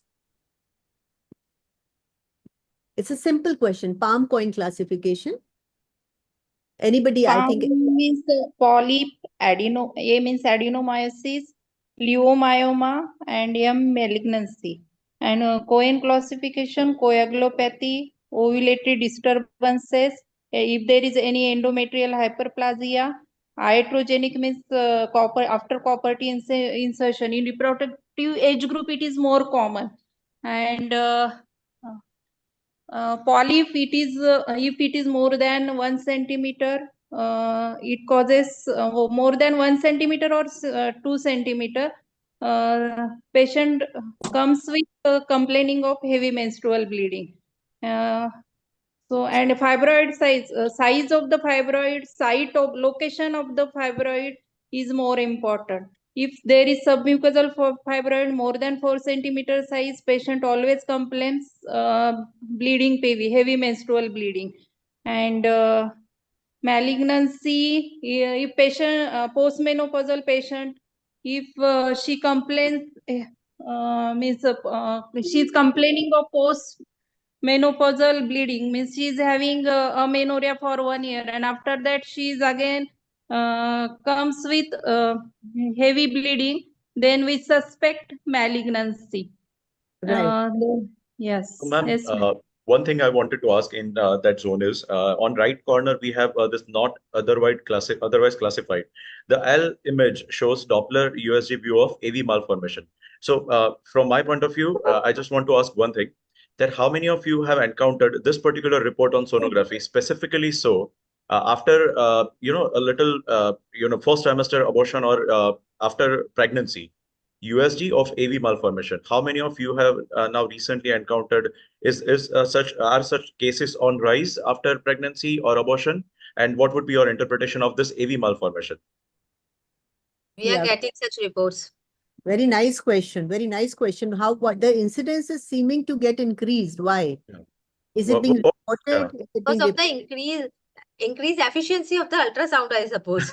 Because they can diagnose, they can doing color Doppler in each and everything. Initially, they were not doing it. So we are getting more and more of AV malformations these days. What So, I feel. yeah, that's true. That's true. So, Initially, in those days, we used to keep them into the DUV point only. so I want to ask other panelists as well, just in quick 1 or 2 sentences. Is it on rise and what do you do routinely with such a report? 6 months back only, means I come across this report, AV malformation, but I advise patient repeat sonography, and in that absolutely normal, USG pelvis within normal limit. Brilliant, brilliant. Renu ma'am, Renu Jain ma'am, Vinayak sir, just quick word. Yes, definitely there is a rise in such type of ultrasound findings in our practice because of repeated DNCs done in many patients because of RPOC seen after medical abortion. Then these procedure is responsible for such type of condition. Yeah, so I would say that such kind of reports shouldn't panic us, specifically for the people or practitioners who have just recently passed, because they are actually trying to find a balance between litigation and intervention. So in such cases, as Bhageshri madam said, repeat sonography would be of great help. Most of the times it settles down. Any kind of intervention will not be of great benefit, but might also cause kind of damage to the patient. So let's wait and have a follow-up USG in such cases. So thank you. Yeah, right. So AV malformation comes under the category of the N of coin, not otherwise classified. So because it was not there when the FIGO made palm coin classification. So automatically it has come under the category of not otherwise classified. So these are the structural causes. Palm is the structural causes and coin are the non-structural causes. Of course, it is not COIN coin. It is COEIN coin. So all these things, when you have in mind, it really makes practice easy, and the patient's diagnosis and your reporting also becomes very accurate. So this is a case from the adolescent age group. This is a 13 years old girl who has come to your OPD with continuous small, moderate, blood loss using about 1-2 pads daily, which is painless bleeding. And she had menarche also this cycle. So 22 days back, she had her first period. So what history you're going to ask that girl and her attendant, her mother, and how do you deal with this girl? Renu ma'am, are we having only these panelists? Ritika ma'am, Monali, Pooja. Ritika ma'am is there. Yeah, Ritika Mathur ma'am, if you can. Dr. Ritika, can Yes, you take this? sir. So, Yeah. yeah. Ma'am, we have to take a detailed menstrual history of the patient, and we have to ask for an exact age, when was the menarche achieved. Then we have to ask about whether there was a drastic change in her lifestyle, and whether the abnormality was sudden or it was gradual. Then we have to ask about the exact cycle, because she's got menarche this cycle, madam. And This is The the first cycle. first cycle is there. Yeah. Okay. So we have to ask for associated symptoms also. Then we have to ask for whether this is the first cycle of the patient, na? We Yeah, have to take the detailed menstrual history of her, if she has a sister or mother, what was their history also. I asked that also. Is she suffering from any other associated disorder? Because right now, adolescent diabetes and adolescent hypothyroidism is becoming very common in younger age group. So we have to ask for that. So how do you come to know this patient? This girl is saying, I use 4 pads daily. A mother is getting alarmed, So how will you assess whether that from the pad, what is the PBAC score? Anybody knows about the PBAC score, what it tells you? Are you using it in practice, even roughly, though you don't take out the score? But are you aware there is a score like this? Monica, ma'am? Monica? Yes, ma'am. We are aware. Yes. Definitely. We are aware. Yeah. Because Yeah, please. many times we have to ask how much the parent is stained. Because of the many patients are clean freak. They frequently change the pads, and many of them they don't even, they are fully soaked and they don't change it. So we should know how much your pad is stained. Is it lightly stained? It is moderately or completely stained? And for the same for the tampons. Then we have to calculate how much is the score, and then we have to find out whether she is actually having a heavy bleeding or not. Yeah, and as far as the tampons are concerned, if the patient, the adolescent is using it, you have to tell about the hygiene part also. Hygiene part also. Because, these girls, sometimes they are having the tampons in place for 7 to 8 hours, and that can lead to a lot of problems. So we have to counsel I have there. got one patient who forgot her tampon inside, and she was having such a foul smelling discharge after that, and then she suddenly remembered that from last 20 days she is having a tampon inside her body. She forgot to take it out. It also happens. So yes. So this is how you can come to know about the bleeding diathesis. These are all the points you have to keep in mind. Of course, you have to take that history. Now, this particular girl is not sexually active. She does not give you any hint of any coagulopathy. There is no significant drug history. She is not on any NSAIDs, or she is not on any, anticoagulants. She is mildly pale. Her hemoglobin is around 9. No petechia, weight 50 kg. Her abdomen is soft. Of course, we are not doing an internal examination. So how do you classify her? You are classifying her as mild, moderate, or severe as far as the severity of AUB is concerned. I think she'll come. Mild, we can consider as mild to moderate. Hemoglobin is 9, so she'll be moderate. And she's already bleeding for 22 days. So what is the first line of treatment? Now everything has been ruled out. Would you do an ultrasound? Would you do an ultrasound for this girl? If yes, why?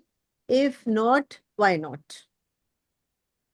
Better we have to do an ultrasound, because relying on the history is very difficult these days. It can be incomplete abortions also, because you never know if they don't give you a history of sexual activity, they can still indulge into the sexual activity, and at least we should know there is no abnormality inside. And whenever it comes to the litigation, at least we have got some solid proof with us that sonography ultrasound was normal, and we can start with the treatment. Initially we can start with the hemostats if the patient controls on it. If not, we have to start with the hormones in this case.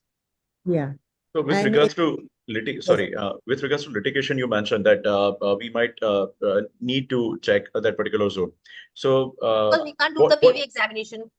Okay, so now would you like to take a written consent with regards to that PV examination in such a case, or would you just go for verbal We consent? should not do a PV examination in the adolescent case unless, better you should avoid it, because even if though you take the consent of the parents, you are not supposed to do a PV examination unless you are feeling some polyp inside and you want to do something. You can go for an ultrasound. 3D ultrasound can give you any type of diagnosis very easily.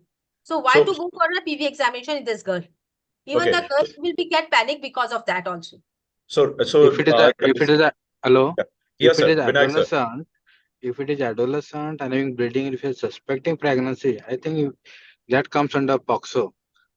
See, whatever said and done later part, it would come under that act. We are supposed to inform the parents as well as the police and proceed accordingly.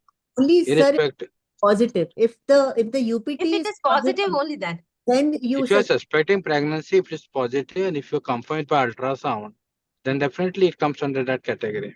Definitely, you're right. And Yes. you have to rule out pregnancy. Any girl above 10 or 11 years, irrespective of whatever pattern of menstrual disorder she presents with, always rule out pregnancy, because now as gynecologists, we are seeing earlier and earlier ages of sexual exposure. We And are what- seeing 13 years, 14 years, 15 years routinely. So this is a thing which has to be kept in mind. One more Yes. thing is, while dealing with such a case, whenever you're informing police or dealing with POCSO Act, whatever it is, just be fearless and at the same time take guidance from your seniors. And it's very easy thing if you actually maintain proper documentation. So don't get scared of anything with regards to examination or finding cases. Yeah. But So regarding PV, what you say? How Will ma'am? you do the PV examination of adolescent girl? no, So, no, no. Dr. Mujal, what is your answer? Now, if it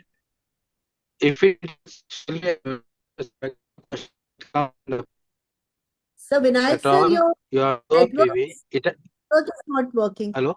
Vinayak Yeah. sir, your network No, is poor, I think. Okay, can I basically comment I'm here? driving. I'm Yes, driving and Yeah. attending the. Now you're audible, sir.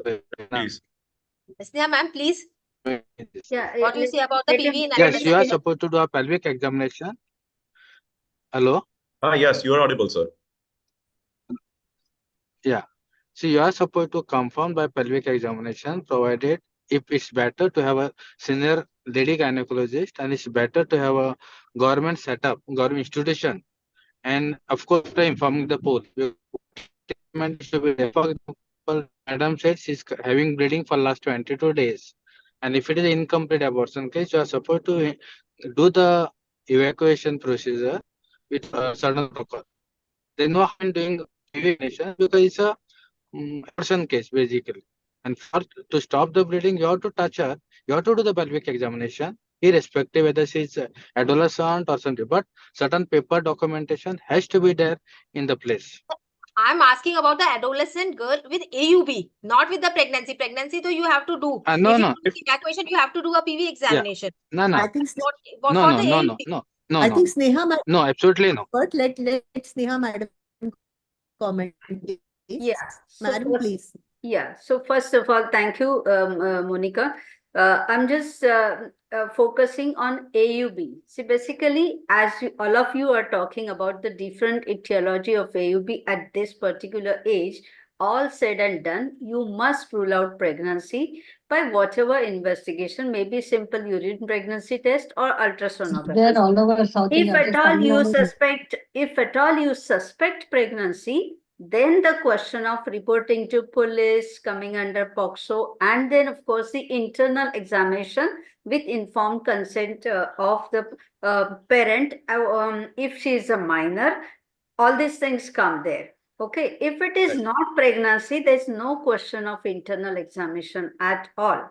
Whatever diagnosis you have to confirm with ultrasonography, and then you have to manage it accordingly. So unless it is in the context of pregnancy and the subsequent evacuation, which you have to go for, then only there comes the question of reporting to police under POCSO and the informed written consent by the patient and the relatives. I think that should be all. Yes, ma'am. And we are diverting from the point when we are discussing POCSO here. Let us stick to clear-cut AUB where pregnancy is negative. So the take-home message is we have to, in adolescence, take a very detailed history, be gentle with our examination, but we should not skip our examination, examination, per abdomen examination, do our basic blood tests, always try to do a UPT because that can be easily done in 100 rupees. USG is optional. USG is optional. We cannot force that girl to undergo USG if everything is going okay. And all these tests are cost effective, require very less technical skill. And we have found that the main causes according to the age of presentation. Yeah, Monica, I would like to just interrupt you here. Yes, ma'am. USG is not only optional, I would say it is not recommended. Yes, ma'am. In an adolescent girl who is suffering from irregular cycles or AUB, when you are not suspecting pregnancy, as you rightly said, that just for diagnosis of PCOS, you are not supposed to advise. The indication for ultrasound for an adolescent girl is 8 years of gynec age, that is post-menarchal 8 years. If she still continues to have irregular cycles or AUB 8 years after menarche, then only we are supposed to, advise her for ultrasound. Absolutely. And why What USG is the is not recommendation? very important? USG will not help you in your diagnosis. This is a very good study which was carried out in more than 200 patients presenting as puberty menorrhagia in a gynec clinic. And here the most common diagnosis was immature HPO axis. So more than 3/4 of these patients had normal finding. Only 6% of them had PCO morphology, again, which is not important to be diagnosed as PCO by ultrasound. Structural causes were found in less than 2%, and no patient had change in the AUB management plan just because of ultrasound. So, pelvic ultrasound is not advised, not required in the initial investigation and management of AUB in the adolescent population. I think we carry home that message because that is evidence-based and that has been endorsed by our expert also. Are you in line with me, Munjal? Madam, I have a query. Yes, please, sir. A similar situation, same patient, 22 years old, bleeding, and incidentally we do a abdominal ultrasound, okay, and we get a significant size polyp, endometrial polyp. What would be the take? No, sir. I told you structural. When you do a lot of patients like this adolescent AUB, what you Yes. find is structural anomalies are less than 2%. So to catch those structural anomalies in 2% of the patients or less, we cannot subject every adolescent to ultrasound.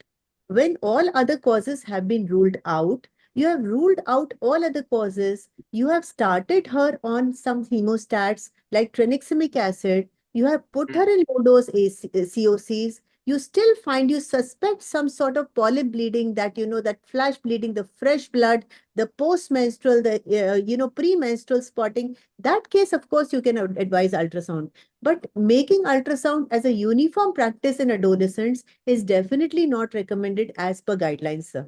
Agreed. Yes, okay. Yeah. So, Dr. Munjal, I think you can start the next case now. Yes, ma'am.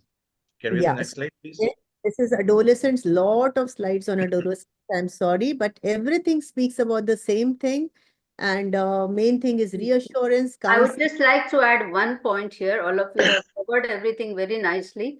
Adolescent AUB, what we used to call previously as puberty menorrhagia, considering our country, tuberculous endometritis is a very, very common scenario. So where the patient, initially it's in the congestive phase of tuberculous endometritis, then subsequently with destruction, it goes to atrophic endometrium. So the AUB, adolescent AUB, you have to rule out tuberculosis because even today the incidence is almost 80%. Yes, very rightly said. The initial part of genital tuberculosis may present as a congestive phase with puberty menorrhagia. So that makes it imperative that we, keep that in mind, especially take a family history. You are muted, madam. Somebody by mistake. Yeah. Okay. So I think we skip all this. It's a very long case. What would be the age beneath which to all the panelists beneath which you would not like to start any kind of combined OC pills or oral contraceptive pills, and why? If any of the panelists can answer, why would there be a limit beneath which? Hello, am I audible? Yes, Munjal, you're audible. Perimenopausal. No. In adolescent AOB, whenever you want to start oral contraceptive pills, that is combined oral contraceptive pills as a therapy, what would be the age limit or cutoff limit beneath which you would not like to prescribe, and why? This 2 combined years is post starting of menarche. Yes. why do we do so? Yes, in first this menarche or irregular cycles, we would not like to start OCPLs. Why? Because the Because HPV axis is not mature enough and exactly. it matures slowly, and then after 2 years it becomes mature, and then if still she has got problem, then we need to start. Yeah, one more thing I just want to highlight is below 14 years, we would not like to have more of OCPLs for the simple reason of epiphyseal fusion. Ideally, Munjal, ideally 16 years is the 16 time years. where actually 95% of the height the Long term bonds. has attained by this time. What you are worried about is the epiphyseal fusion, which Yes. leads to restriction of the growth in the height of that particular girl. Stunted growth will be there. Yes. Thank you. Thank you. So yes, ma'am, we can go to next. Yeah. Second case is belongs to the reproductive age group women. And I think Dr. Munjal, you can take this case, please. Yes, ma'am. So she is a 25 years old female, an IT professional, comes with routine gynecological examination. On sonography, you have found that she is having endometrial polyp of 1.5 by 1.2 centimeter with bilateral ovaries and adnexs are clear and normal. She is planning for getting conceived and her married life is 3 to 4 years. Past history and family history are not significant and examination shows no other pathological finding. So now to all the panelists, whoever wants to take up, what would be your advice now in this particular case? Hysteroscopic resection. Because she is important planning one, ma'am. pregnancy, yes, hysteroscopic Yes, polypectomy. polypectomy is important. Because it is more than 1 centimeter polyp. And we can Okay. find multiple small polyps also when we do a hysteroscopy, which are not picked up in the ultrasound. So if she wants to defer her pregnancy, what contraception would you like to advise her in this particular case? We can give a oral or a progesterone IUCDs to her. Okay. Yes, LNGIS. So can someone elaborate this particular algorithm for management of AUB polyp? This is by Fogsi. This Yes. algorithm of AUB polyp is by Fogsi. They have suggested the way to manage. Anybody can elaborate. Dr. Tabassum, would you like to take it? Yes, sure, ma'am. So according to this algorithm, if women with AUB diagnosed with polyps, hysteroscopic polypectomy is suggested, and then histopathological examination needs to be done. If multiple endometrial polyps and women is not desirous of continued fertility, then IUS would be the best if it is a benign lesion. And if it is a malignant, suspected malignant lesions, then further management should be as AUBM. And if there is a single endometrial polyp and she's a young woman who is desirous of immediate pregnancy, then no further treatment would be required after this, and let her try to conceive. Correct. Brilliant. Yeah. So this was a very simple case, whether she wants pregnancy, she doesn't want pregnancy. So the golden rule here is go through a hysteroscope and remove the polyp under vision so that you can remove it from the base. You do not leave any remnant. You're not curating unnecessarily. You're not damaging the rest of the endometrium. So that hysteroscope really becomes, very helpful to you. Today, I was going to operate on a case of Asherman syndrome. So everything I had prepared that way. This patient was an NRI. And she was, she had suspected she had got a very traumatic curettage done in Canada. So she came to me with scanty flow, lot of dysmenorrhea, pain, and on 2D and 3D ultrasound, I was seeing a broken endometrial stripe. So when I went with full preparation for Asherman's, but trust me, I just had to negotiate a rigidly stenosed internal os and cervical canal. Once I could bypass that, that obstruction, the endometrial cavity was completely normal, and a lot of pent-up menstrual blood also came, and there was also the beginning of an ovarian endometrioma on one side. So I'm sure she's going to be all right now. So this is how beautiful hysteroscopy is. It should be the most golden tool in our armamentarium. Munjal, you can start the third case, please. Yeah, just one more thing I wanted to highlight is we have included LNG-IUS specifically so that after its removal, the pregnancy or the chances of pregnancy is very, very good. So that's why we have kept LNG-IUS as one of the treatment modalities for the females who are not desirous of pregnancy. We can go ahead with third case. That's a female of 34 years old, complain of painless heavy periods for 1 year, associated with premenstrual spotting for 3 to 5 days. She has cycles of 10 to 12 days, every 18 to 30 days. The variable range and frequency is high. She's para 2, both LSCS, tetanus toxoid not taken. No history of any drug intake. Peripheral smear shows superficial erosion all around the cervix. She has hemoglobin of 9 gram percentage with TSH normal. Pap smear is normal as well. And TVS shows bulky uterus. Hello? Yes? This is TTS, tubal ligation, I think. Tubal ligation not done. Sorry. Okay. That's right. So TL it should be, yeah. TVS shows bulky uterus, ET is 8 mm, and small ovarian cyst of 2 by 3 centimeter. Again, we can call it as follicle as well, because it's not beyond 3 centimeter. So how would we proceed for this particular case? He is 34 year and there is painless bleeding. So, and HB is 9 gram %. So it may be due to disturbed HPO axis, hypothalamus pituitary ovarian axis. We have to counsel the patient, then build up her hemoglobin and do ultrasonography in this patient and rule out other pathology. And so what would be the assessment of endometrium and how would we proceed with endometrial biopsy? How many of us still do a dilatation and curettage in comparison to hysteroscopic guided endometrial biopsy?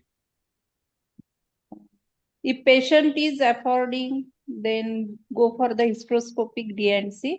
And if patient is not affording, then go directly for the dilatation and curettage. And according to the age group, if patient is about above 40 years of age and on ultrasonography endometrium is more than 10 millimeter, then we have to go for the dilatation and curettage.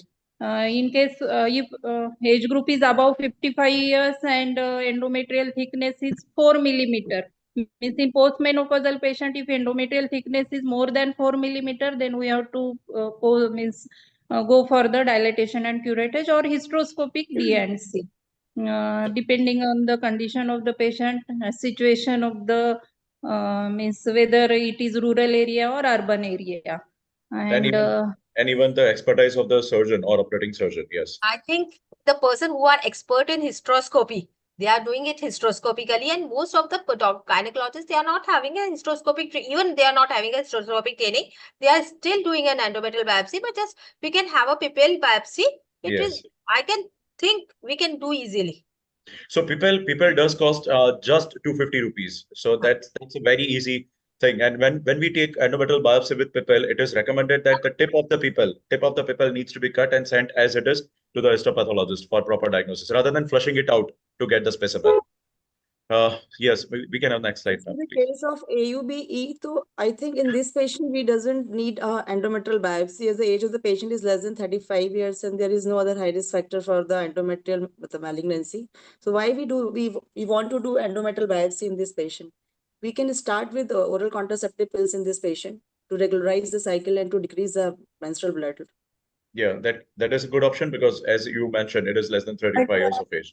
Renu ma'am, there is recommendation that in this age group, reproductive age group, ultrasound is, advised in order because you can, she's a reproductive age woman.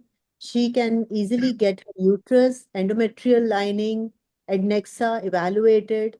And I'm not talking about ultrasound. I'm talking about I think what she is saying is right, Monica. Biopsy. Reproductive age group AUB doesn't need to be biopsied. It is only hormonal imbalance, and what she's saying is right. It's usually anovulatory dysfunction. No, I got confused with ultrasound. I got confused. I'm talking about endometrial biopsy. So Renu ma'am, what would be your cutoff? For example, you have kept this particular patient on oral contraceptive pills for 3 months.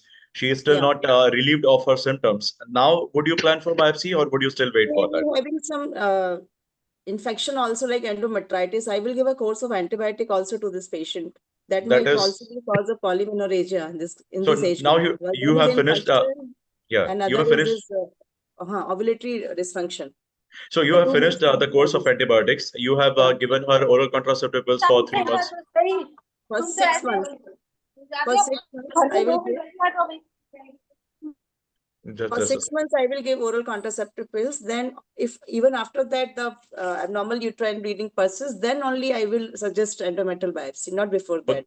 No. If she is a little, hesitant and having anxiety after 3 months and she is not relieved of her symptoms, then would you advise a biopsy or would you wait for some time before taking biopsy? For some time, for 6 months. I will wait for 6 months. Why would you do so? Yes. Because it will take time na to this hormonal imbalance. This HPO axis disturbance will not be normalized in this 3 months. It will take some time. I have to counsel the patient. So they say that biopsy within 1 month of oral contraceptives intake is something which would be, having finding which are not appropriate and would not reflect pathology because it will have influence of hormones on endometrium. And that is why at least 1.5 months of a gap needs to be there between hormonal intake and biopsy. That is what we need to. What I would suggest is what Dr. Renu is talking about. See, if she's got ovulatory dysfunction, now you have to consider whether her cyclicity is maintained or no. If her menses are regular, only she's getting excessive bleeding during menses, then of course you have some measures which can control the blood loss only for that particular days. Okay, so like tranexamic acid, mefenamic acid, you can give only for those days, and that should be all. If your ET is within normal limits and you are, only that period, if she is getting irregular bleeding or prolonged bleeding, then only we have to think about the hormonal pills, right? If it is cyclicity is maintained and only excess bleeding PV during menses, you can get away very well with the tranexamic acid, mefenamic acid combination. No need to even prescribe hormonal pills, whatever, whether estrogen alone or high dose progesterone. I think that is what is our practical experience as well.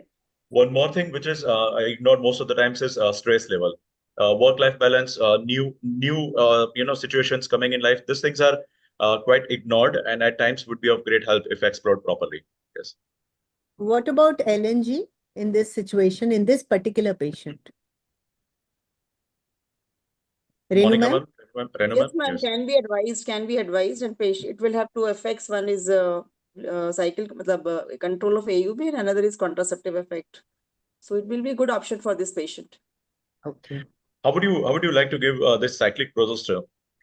I mean, what would be your regime? And depending on what cycle length, would you advise the cyclical progesterones? Cyclical progesterone, we usually advise norethistron acetate, 10 mg, 10 milligram orally per day, and that too on 5 to 25 days of the cycle for 20 Brilliant. days.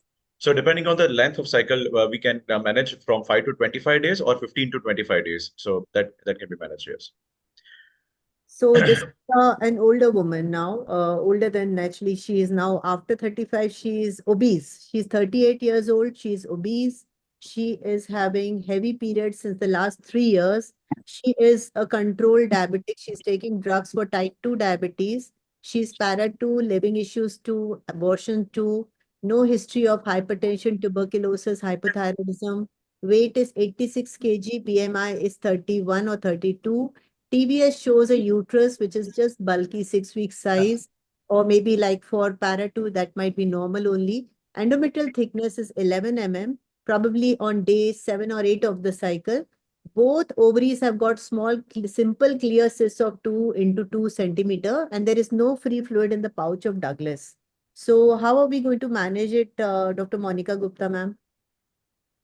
Because the patient is diabetic. One more thing. Her endometrial biopsy, a pipple biopsy has been done for her, which shows endometrial hyperplasia without atypia. If the patient is having atypia, we can put her on hormones. And because she is not desirous of the pregnancy, we can say LNG IUS is a better option for her. We can counsel her because that is going to decrease practically going to do an endometrial ablation. And the endometrium will shrink and she will be relieved. And we have to repeat the endometrial biopsy after 3 years. We have to take the atypia, hyperplasia with atypia and hyperplasia without atypia very seriously, because the chances of conversion to endometrial cancer are many-fold in cases of atypical hyperplasia.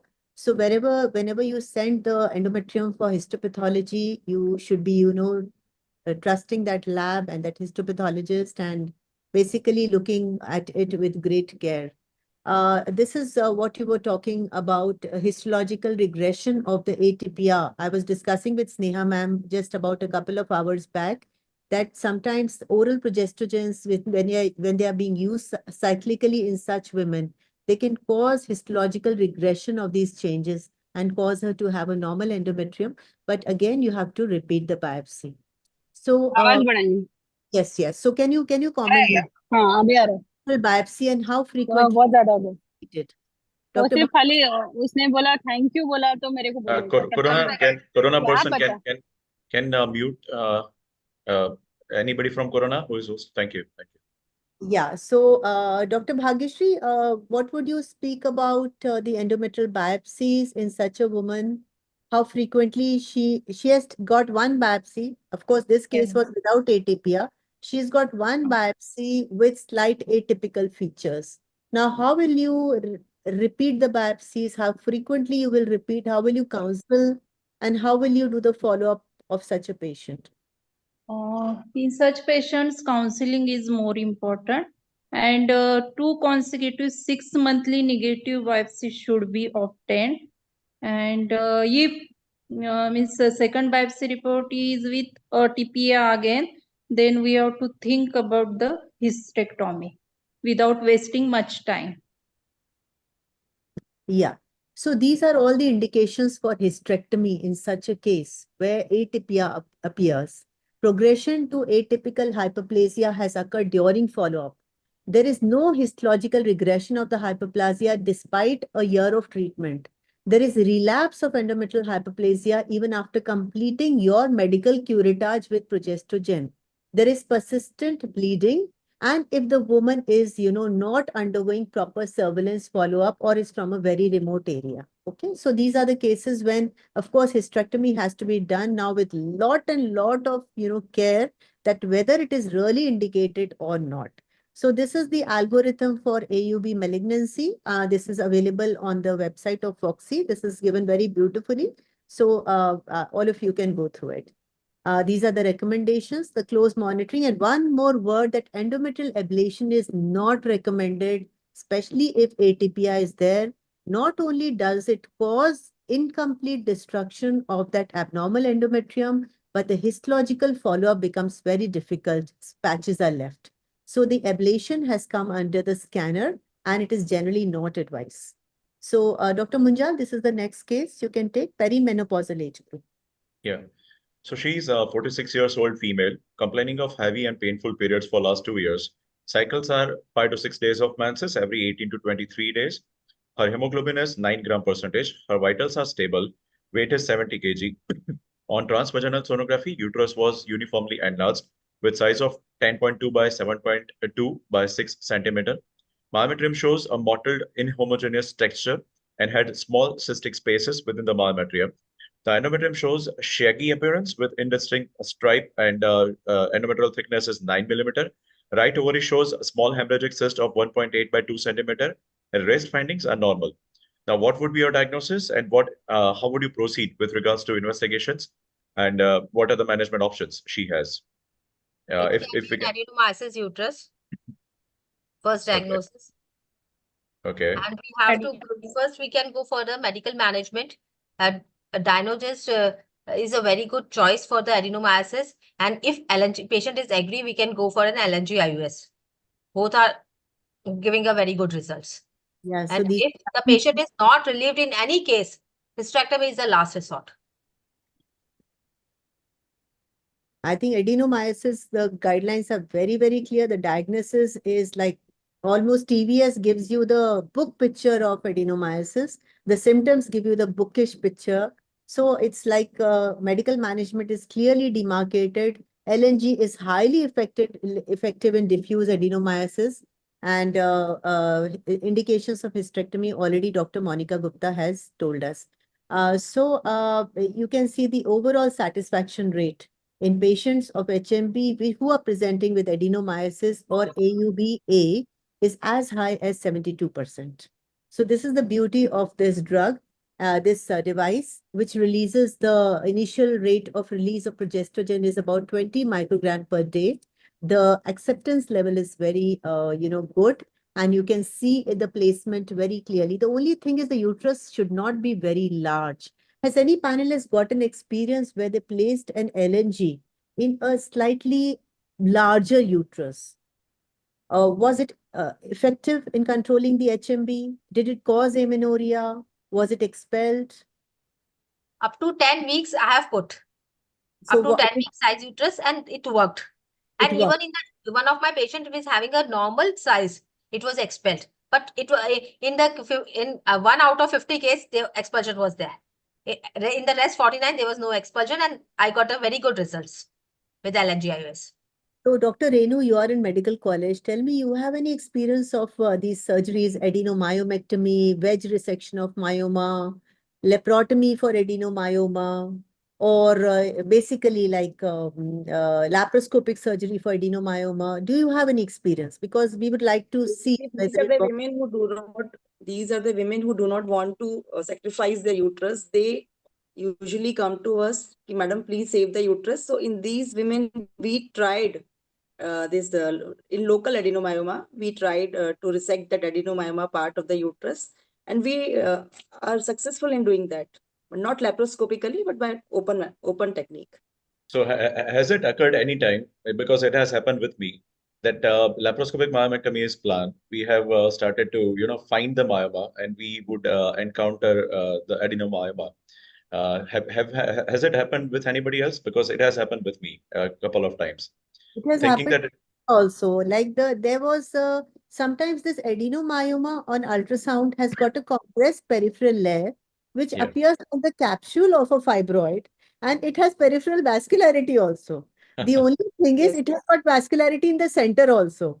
So you think it is a degenerated fibroid, and True. you take that patient Yes. up for myomectomy. And then you land up in a mess because it is that adenomyoma. There is no plane of No cleavage. plane is found You out, know, yes. and you are suturing the bed, and it's a mess.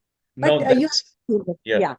That is the problem, because two things: we do not have tactile sensation with regards to laparoscopy, and second part is challenge of closing it down. I'm sharing this because there would be people who are quite new in this field and might get panic, but do not, I mean, such kind of experiences are required for the learning process. So Okay, so we have got some hysteroscopic procedures also where you can, deal with adenomyotic lesions and crypts. But of course, like very advanced hysteroscopic surgeries and hysteroscopic morcellata, I'm not using. Munjal might be using. There is this hypo which is being used for adenomyosis. Uterine artery embolization is being used for adenomyosis as well any as quick word on impact of uterine artery embolization on future desire of pregnancy. A quick word from analyst. all the panelists. Yeah. What is the effect of uterine artery embolization on a woman who desires future fertility? How would you counsel her? And what will you explain her? Monica Gupta, madam, you are mute. Monica Gupta, madam, you are mute. You're muted. Yeah. Because it's it's not very popular in Rajasthan. Only one center in Rajasthan is doing it, and so we are not having that much of experience. We are mainly using in the post perimenopausal women who are not desirous of the pregnancy. No, specific question. If a female would desire of pregnancy in future, and what would be your take as an option? Uterine artery embolization as an option. Would you give it to her as an option or not? We can give, because I don't think there can be a problem, because No. The chances of pregnancy might be decreased with uterine artery embolism, because there are lots of circulatory changes in the uterine endometrial level. Definitely, the lining of the endometrium is affected by uterine artery embolization. So there are reports. Still, we have conclusion to. Endometrium becomes atrophic. Yeah. What is your take-home message, Munjal? So now, still we are waiting for concluding, rock solid evidence. But they say uterine artery embolization would have a negative impact on endometrium with regards to females having desire of future pregnancy. So I think it shouldn't be offered as an option. Yes. Yes, especially where fertility is concerned. But as such, where the rest of the functions are concerned, and the patient just wants a normal uterine cycle, then the collaterals develop so much that the patient might be having the rest of the uterine functions normal. But of course, the fertility, where fertility is concerned, we are always concerned. So again, there is another patient of perimenopausal age group. Dr. Munjal? Yes, she is 39 years old, female, para 2, live 2, abortion 1, previous to cesarean section, presents with complaints of menorrhea and dysmenorrhea. Her last menstrual period was 34 days back. Can we cut down the peripheral noise, please, from Corona, if somebody is host? Thank you. She is 39 years old, female, para 2, live 2, living children 2, abortion 1, previous to cesarean section, presents with complaints of menorrhagia and dysmenorrhea. Her last menstrual period was 34 days back. She underwent previous surgery for incisional hernia. On examination, she was pale and her uterus was 14 to 16 weeks gestation size. What would be the differential diagnosis in this particular case, and what investigations would you advise? So how would you proceed further with this particular case? Any of the panelists, please. Bhagyashree, madam, can we start with you, ma'am? Yeah, yes, sir. She is 14 to 16 weeks gestation.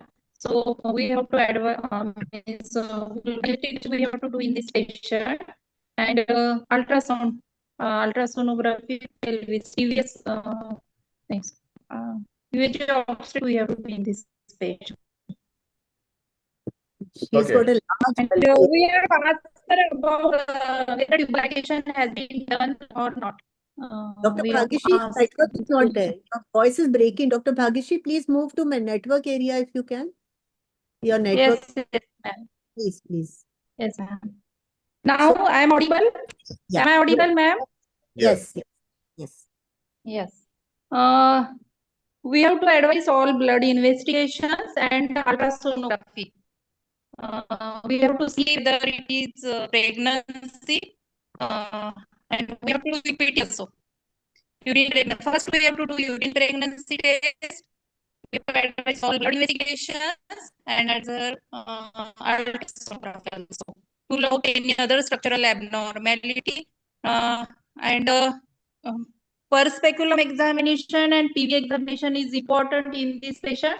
On PV examination, we have to see the size of the uterus, consistency of the uterus. So if fibroid is there, firm consistency is there, and on per abdomen examination, mobility is present. Okay. So, Manjali, would you like to say?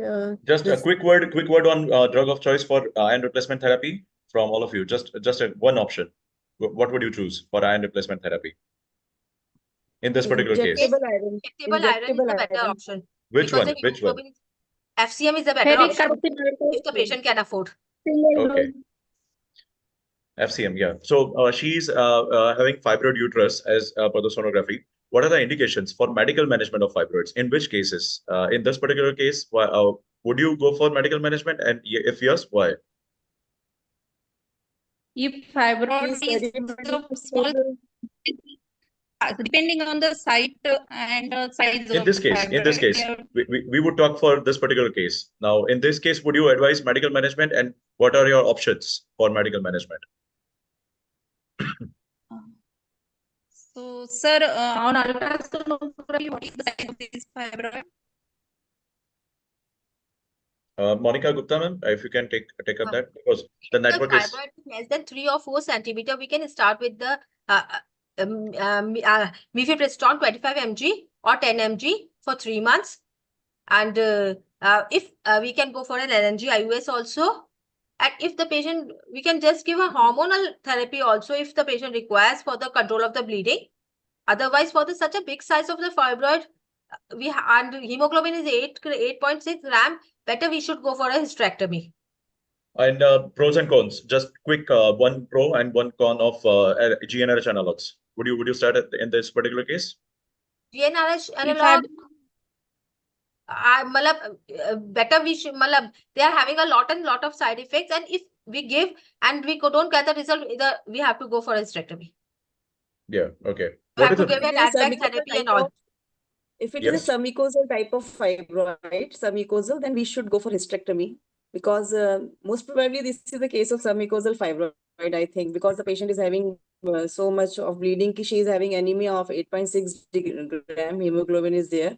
So I think she must be having submucosal fibroid, and we should advise hysterectomy to this patient, because keeping on conservative management or medical management, and it will take some time to decrease in the cytotake. The medical management will take some time to cure her symptoms. So definitely, I think I will suggest hysterectomy in this patient. Ma'am, for the submucosal fibroid, you can go for a hysteroscopy polypectomy very easily. And for polyps, we don't go for a medical management, I think so. Yeah, that's true. Polyps, definitely not. But if she's like, suppose she's anemic, would you like to buy some time before doing a surgery by putting her in medical management? We can go do a FCM, or we can wait for 7 or 10 days. Better we should go for the blood transfusion and we operate upon it, because the bleeding is not going to support with any of the hormones if it is really a polyp. 8.6, would you go for blood transfusion, Dr. Monica? I don't think blood transfusion We are also. planning for the surgery. If we are planning for the surgery, then we have to go. Otherwise, we can go for the injectable irons. Yeah, I think we agree.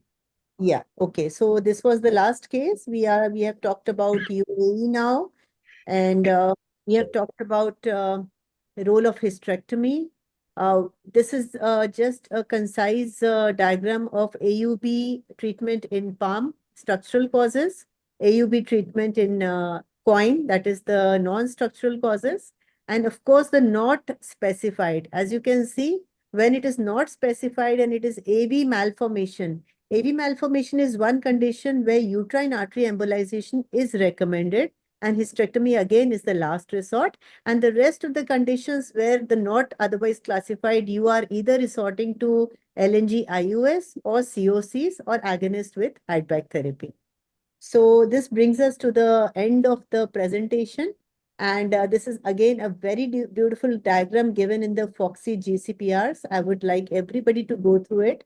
They have given us a flow through suspected coagulopathies, how to deal, medical history, physical examination, assessment, medication, any history of drug intake, what investigations are indicated, if the endometrium is normal, if the endometrium is thick, what do you do if you have a structural anomaly, what do you do in above 40, less than 40, and of course the malignancy. So thank you all for a very, very wonderful session. So all knowledge is connected to all other knowledge.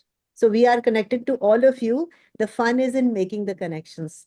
So thank you so much. Thank you, Dr. Munjal. Thank you, Sneha ma'am. Thank you all the panelists, and thank you, PSC, for this opportunity. Thank you, Monica Thank Singh you ma'am so and Monica ma'am, both the Monica ma'am, for giving me this opportunity. And I would like to show gratitude because not a single slide was made by me. It's all hard work of both the Monica ma'ams. And thank you so much, ma'am, for covering all the age groups of AUB. Thank you, ma'am. And thank you all the panelists. So Munjal, you were great, and all the panelists were great. It was a very good collection of panelists from private sector as well as from medical college. So we have learned a lot with all of you, and Sneha ma'am is always there to guide me. So I mean, I think she can talk about any topic under the sun. So Dr. Sneha ma'am, thank you so much. Yeah. From the PSC committee, as a West Zone coordinator, I thank all the speakers, chairperson, guest of honor, chief guest, Fogsi committee, Corona people, Sneha madam, both the excellent moderators, Dr. Monica and Dr. Munjal, and the excellent expert panelists, and our expert Sneha ma'am. Thank you very much for joining. And please do join in the next fortnight with us also, with a new webinar coming. Happy Diwali. Happy Diwali to all of you. Happy Diwali to all of you. Thank you, everybody. Happy Diwali. And wish Happy you all Diwali. a very happy Diwali. Happy Diwali. Bye-bye. Good night. Bye. Good night. Thank you, madam. Good night. Good Monica, night. the vote of thanks. Thank you, ma'am. Okay. Achha, sorry, Shatabdi, I took your opportunity. I was not ready for that. Ma'am, you're most welcome, ma'am. Thank you, ma'am. No problem. Thank you to everyone. Thank you all. That was a really exhaustive. Thanks, Shatabdi. Thank you. Bye-bye. Thank you, ma'am. Thank you. Welcome, ma'am. And Thank you, ma'am. I will take this opportunity to invite all of you for the East Zone Yuva Fogsi at Siliguri in December. Kindly. We are coming. We'll be there. Thank you, ma'am. Thank you, ma'am. Looking forward to see you in your place. Definitely, ma'am. I'll take you around, ma'am. Definitely. Thank Okay, fine. Thank you, ma'am. you.